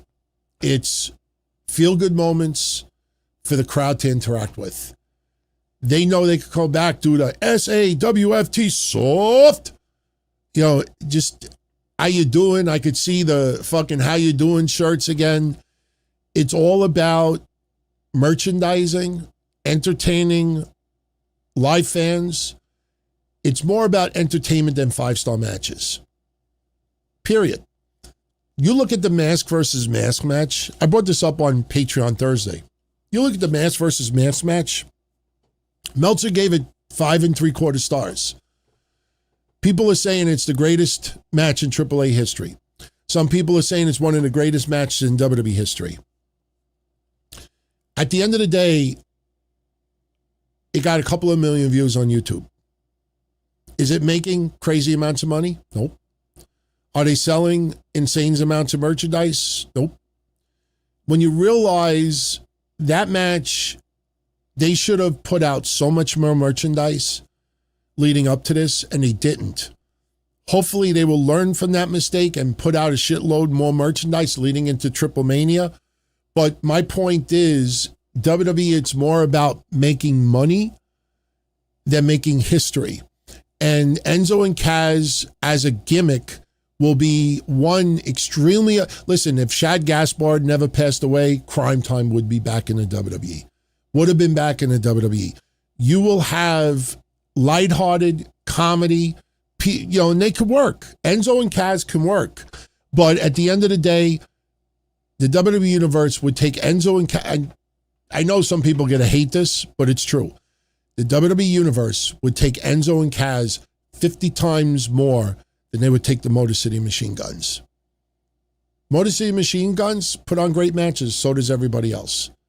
You bring them out there, vroom, vroom, vroom, with their entrance, and they're like 40-something-year-olds. They really didn't have too much of a personality that clicked with the WWE Universe. When they made their first debut, I said, I don't think it's going to work. Because WWE, their style is not truly set for them. And I think Enzo and Kaz is one of those feel-good. The more feel-good moments, the more you have a good time. It's about an experience. It's not about a year from now. It's not about 5-star matches. It's just about having a good time, get your money's worth. You smile, you shake a couple of hands. 2 more people that you could use on location for fucking meet and greets. And that's what I think this is. What's next for Chad Gable? U.S. title. IC title. They're going to take their time. His job's not in any jeopardy. His job's not in any jeopardy. That Jeff Jarrett stuff that was said was just so stupid and so careless. Ridiculous what he said last week. Chad Gable, he's been back for a while, but he's been a totally different character and a gimmick. that has been shed. So now you have to rebuild again. It's not simply taking the mask off and continue what you did last year. Chad Gable's been a heel. The Creed brothers have been heels. They've been baby faces on Raw recently and heels in AAA. It's a very weird dynamic. So now you got to kind of rebuild shit again. So Chad Gable, they're going to have to take their time and slowly build it again. And it'll be fine. It'll be fine. I expect Chad Gable to have interaction with Otis and Tozawa again. Not on a regular basis, but you'll see a little bit of warming over there. But Chad Gable, take your time. Can't just simply throw him in there. Test the waters a little bit. All right, we're going to wrap this up in about 5 minutes or so. I'm starting to lose my voice a little bit. Did I hear the interview with Road Dogg saying the WWE's focused more on the money, less on the wrestling? Yeah. That's kind of what I just said. As far as him saying that's why he left WWE, that's stupid. That is stupid. Of course it's about money. When TKO took it over, they're not a wrestling company. And Mark Shapiro said it two and a half years ago. Kevin and I, God rest his soul, were talking about this 2.5 years ago. I could put up episodes from early 2024, maybe even late 2023, saying that they were going to use the UFC template on WWE. You know, this is about bottom line. This is about shareholders and stockholders. This is about bringing the stock to $250 a share. Of course it's about making money. There's a lot of pressure involved. And the reason why if Road Dogg left because of that, this is the reason why. He could, actually, the more I think about it, yeah, I actually agree with him. This is why Road Dogg left. Because he could write good wrestling. And he could write entertaining wrestling. But he may not be able to write profitable wrestling. And the thing is that with that pressure, with that insane pressure by TKO that you have to deliver in merchandise sales, ticket sales, it's not simply just about a good review on a match. I think Road Dogg had too much pressure that his shit needed to turn into dollar signs and not just smiley faces. And I think that's why he left. So I do believe that. Actually, the more I think about it, yeah, I believe Road Dogg left because of that. Because that insane pressure that you have to deliver financially, and he's probably like, I can't do that. Too much pressure. So let me leave before I get fired. Funny thing is, he left and SmackDown got worse.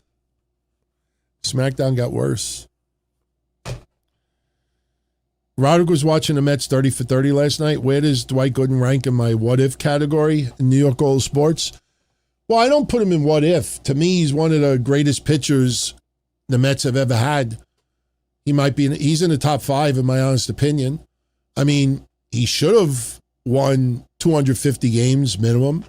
Unfortunately, substance abuse took over. He definitely could have been a Hall of Famer. It's a shame. It is an absolute shame. But he's still top 5 Mets pitchers of all time.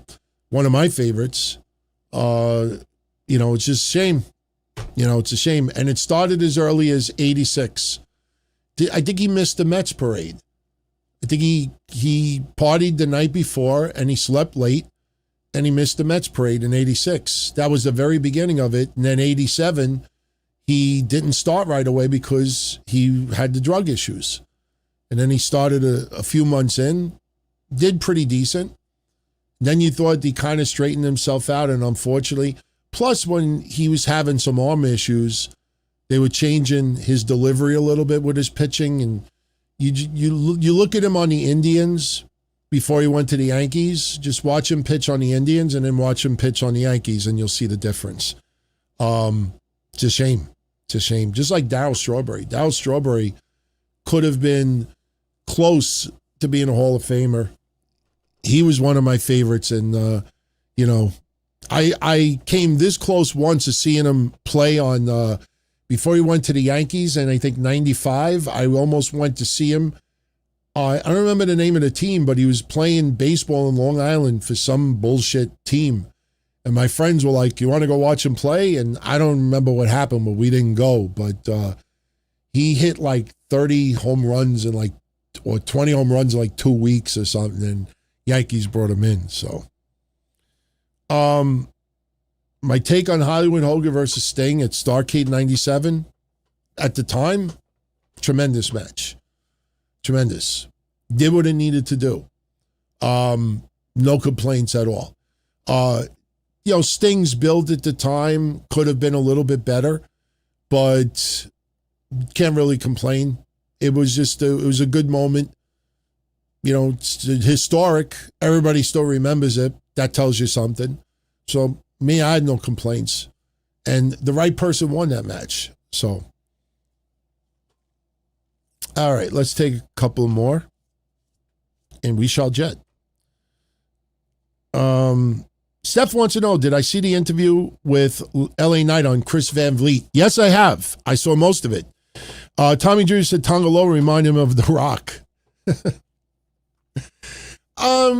With the curly hair and, kind of the facial fit, I could see where he saw that, but it's kind of, I can't complain because look at Talatunga. If you look at Talatunga closely, he looks like an old Sean. If you look at Sean Waltman in the 90s, just picture of Sean Waltman's mom or dad slept with like a 7-foot Samoan. If you look at Talatunga, he looks like he's related to Sean Waltman.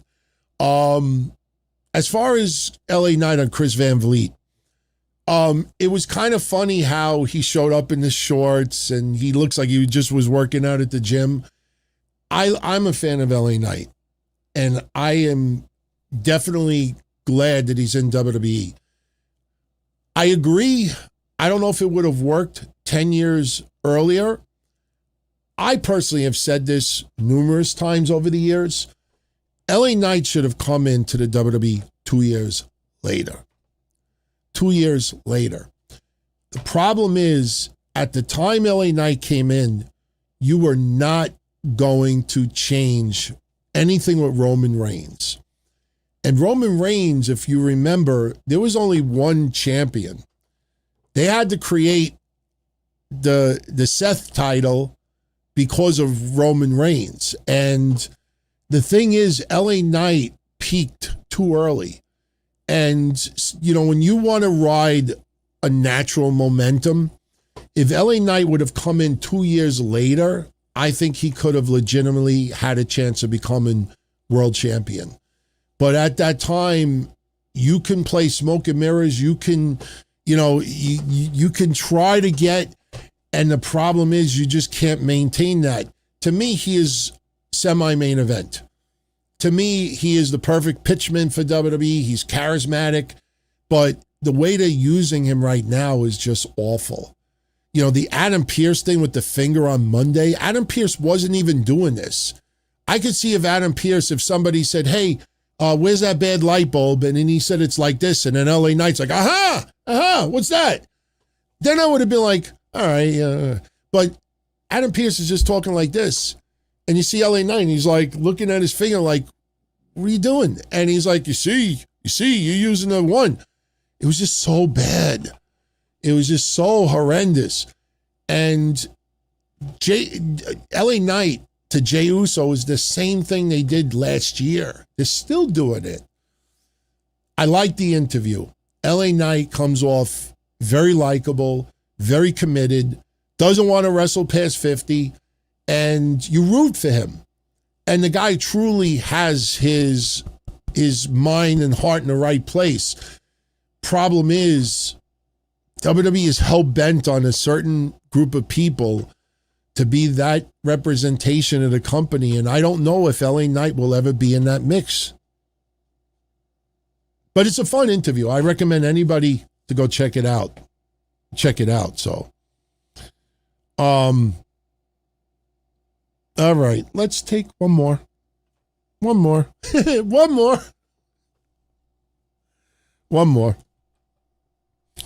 So this is the teaser for tomorrow. February 4th, 2024. That's what Kevin and I wrote online. The Rock isn't swerving shit. You will get Cody. This was before the hashtag We Want Cody. And Nick Khan pissed off a lot of people last week. So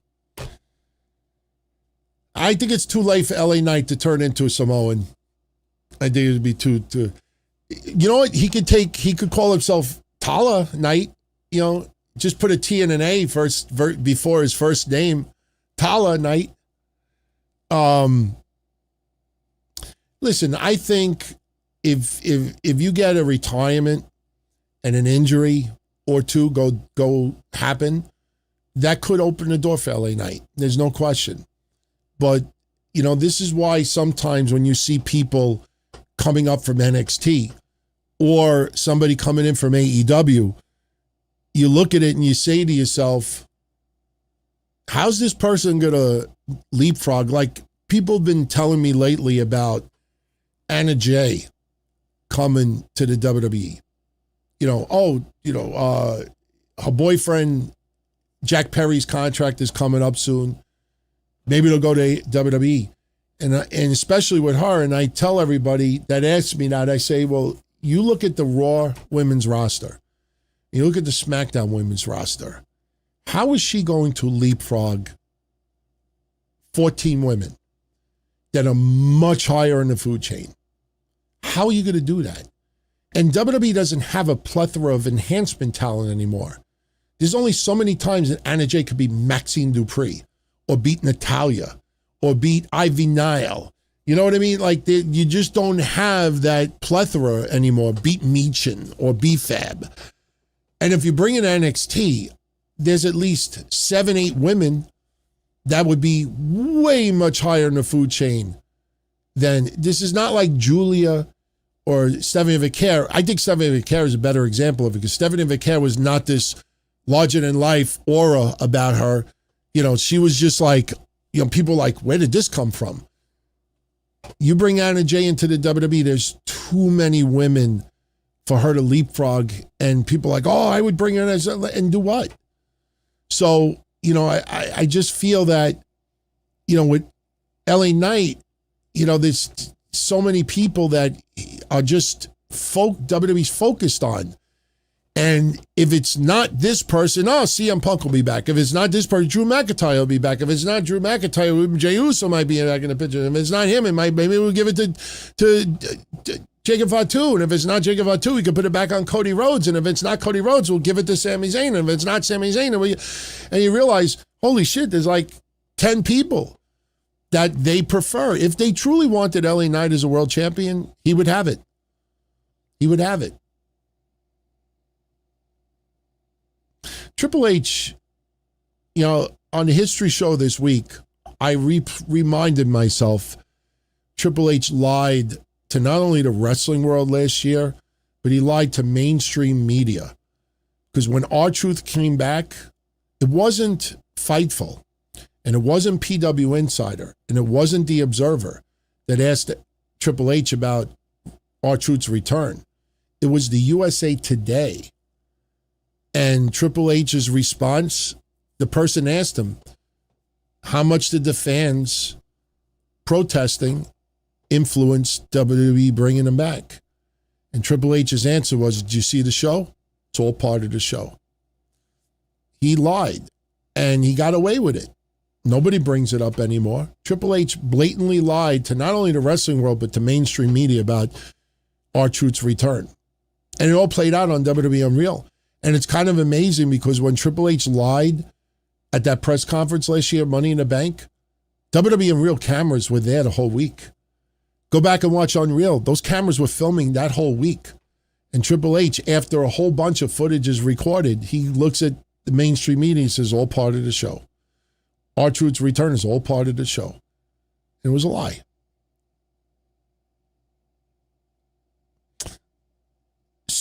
Sup says they should have had LA Knight get the world title when Seth got injured.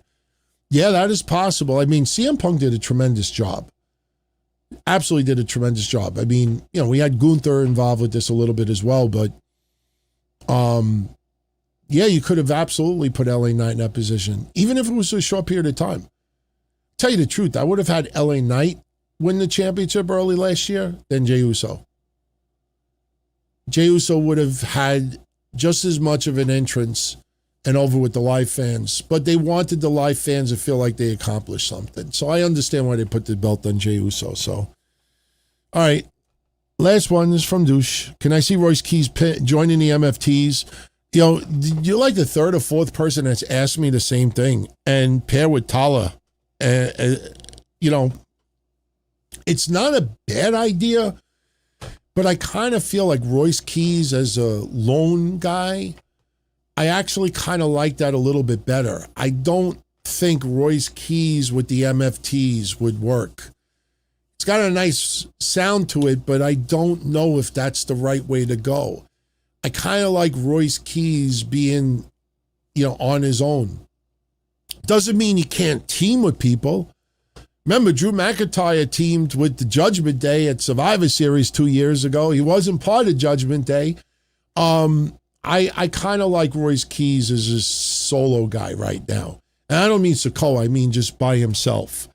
And he said he learned recently Tala's real name is Tuala, so it's not a play on his height.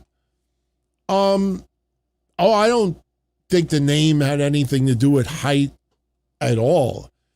I just, you know, to me, I don't know. I don't have any issue with him, but, you know, just something is just not like somebody that big and that tall.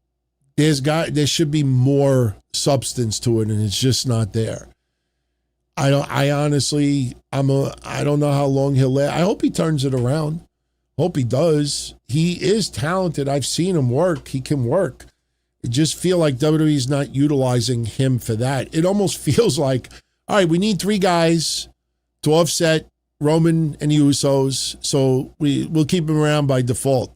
That's what it kind of feels like to me. So, oh no, I know you're joking about that, but I'm just saying, like, the reason why Tala Tonga is there is because of his size. You see how he is presented when he stands there. I mean, even the camera, it reminds me of when they used to show Big John Studd back in the day. Even Andre, to an extent, the way they position the camera, they position it to make him seem even bigger than what he is. I think the reason why he's still employed is because of his size, more than anything else. It's intimidating. You see somebody that size, that's extremely intimidating. But I don't know. You know, we'll see what happens. Listen, I don't wish any ill will on anybody on the roster. I just want to be entertained. I don't want to feel like, oh, you know, let me go make something to eat. Let me go check my emails. You know, let me go make myself a coffee. You know, let me get my work ready for tomorrow. I'll listen to it in the background. I'll watch it later. You know, I'll just skim through. I'll read the results, and if anything catches my eye, I'll go check it out. You know, when you start thinking that, that's a problem. And when you start thinking about that about certain individuals, because there are matches, even in AEW, there are people that if their match is coming on, I have no interest whatsoever. I'll go do something, and then I'll go look at the result after and see what people are saying. And if it's a match that's must-see, I'll go and watch it. But if it's something borderline skippable, I'll skip it. Even the mask versus mask. You know, you look at that whole event. I had no interest in watching the Viking Raiders win those belts. And when I saw everybody's reaction to it, they're like, it felt like a Raw match. I skimmed through it. I watched a little of it, and I wasn't very impressed by it. So, lost but found with the final one tonight. Thank you very much, my friend, for that. When is MS Lyons coming to the main shows? Are we talking about Nikita Lyons? And I know that's who you're talking about. Thick Keita Lyons. One of my favorite thumbnails. Listen, I kind of liked I actually like this thumbnail that I did. I make some thumbnails sometimes, and I kind of really enjoy how they come out. When I did the one with her and Last Legend, and I put thick chicks on the top, it's one of my favorite thumbnails I ever made. Nikita Lyons, how the hell did she manage to not get to the main roster already? I mean, I will tell you this much, and it's just not even a prediction. This, I think, is a guarantee. Nikita Lyons will either be on the main roster or released by next year. Maybe even late this year. I'll take that back. I'll even get more specific. By the Royal Rumble at the utmost latest, she'll either be main roster or released. I think you're at the point now where you've run out of options. She should have been on that main roster a long time ago. She had injuries. There's been some issues here and there. This is make or break. I feel the same way with Tony D'Angelo. Tony D'Angelo may have a little bit of a longer leash, but Tony D'Angelo, you mark my words. You mark my words. By the end of next year, he is either on that main roster or he is gone. He is gone. And I don't know if it's a lock that he's on that main roster. He grew his hair out. He's more serious. He's great in the ring. But I always say to myself, you bring him to the main roster, what's his character? What would click with the WWE Universe? He's passionate? Tell me someone else. No, there is something seriously missing there. And I think he is one. By next year, he is on that main roster or he is gone. And do not be surprised if he's gone. I don't wish it. But, that Italian gimmick, as much as I like the Italian gimmick, hey, how you doing? How you doing? Hey, I cracked you over the head with my salami, you don't shut the fuck up. As much as I love the Italian gimmick, it was never something that was going to work on the main roster. Outdated. And they spent too many years doing that. And suddenly, because here's the thing. And I'm getting a little bit too specific, but you'll follow where I'm going with this. If you're going to have a character that you're the mafia, you don't grow your hair out and fucking change the way you talk and hang out in public. And the mafia is like, let him do what he's doing. Hey, Tony, good. Keep doing what you're doing. Hey. No, man. It's like the NWO. Your mafia for life. Yeah, for life. Like, the mob would never sit there and let him do what he's doing. Hey, what the fuck is this? They'd be paying him a visit every week. I mean, wrestling is a little different, but they did that gimmick too long, and he's got that stereotype attached to him. So, forget about it.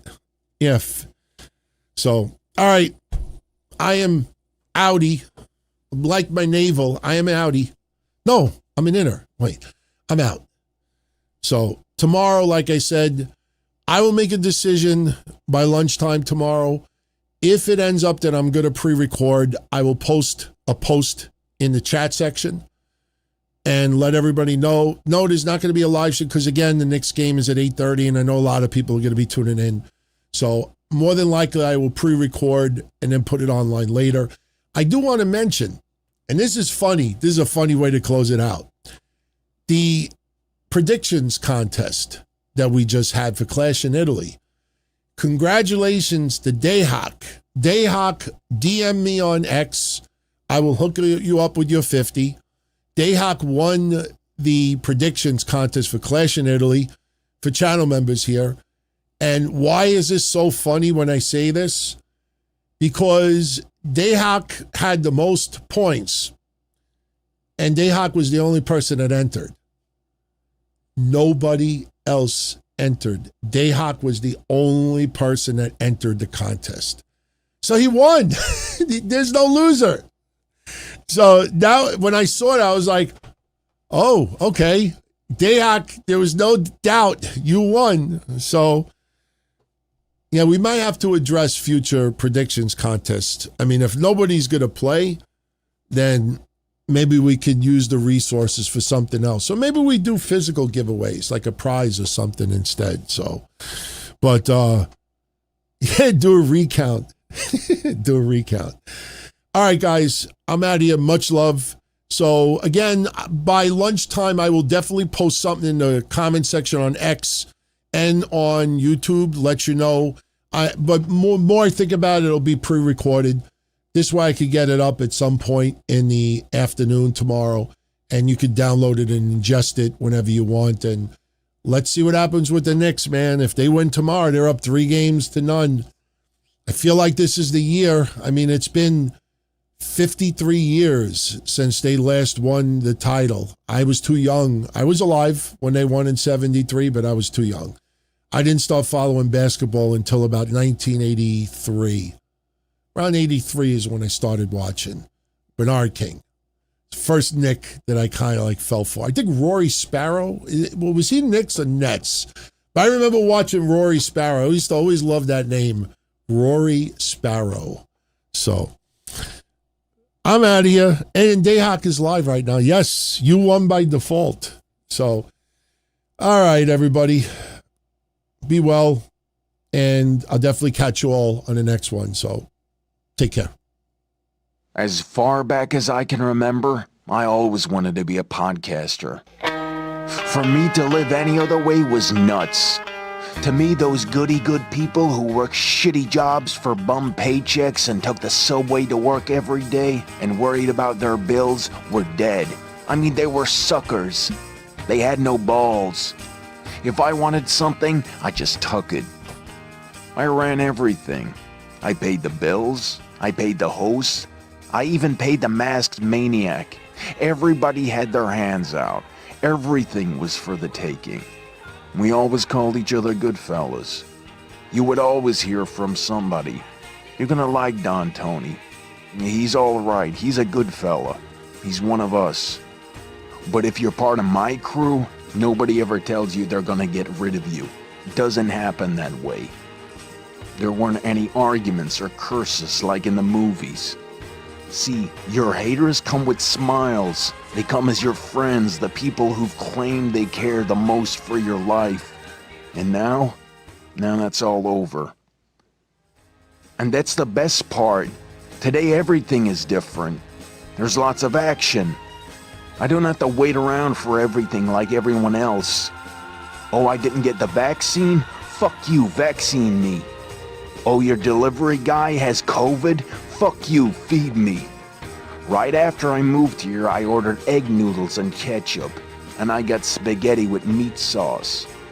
I'm no longer an average nobody, while they get to live the rest of their lives like a bunch of schnooks.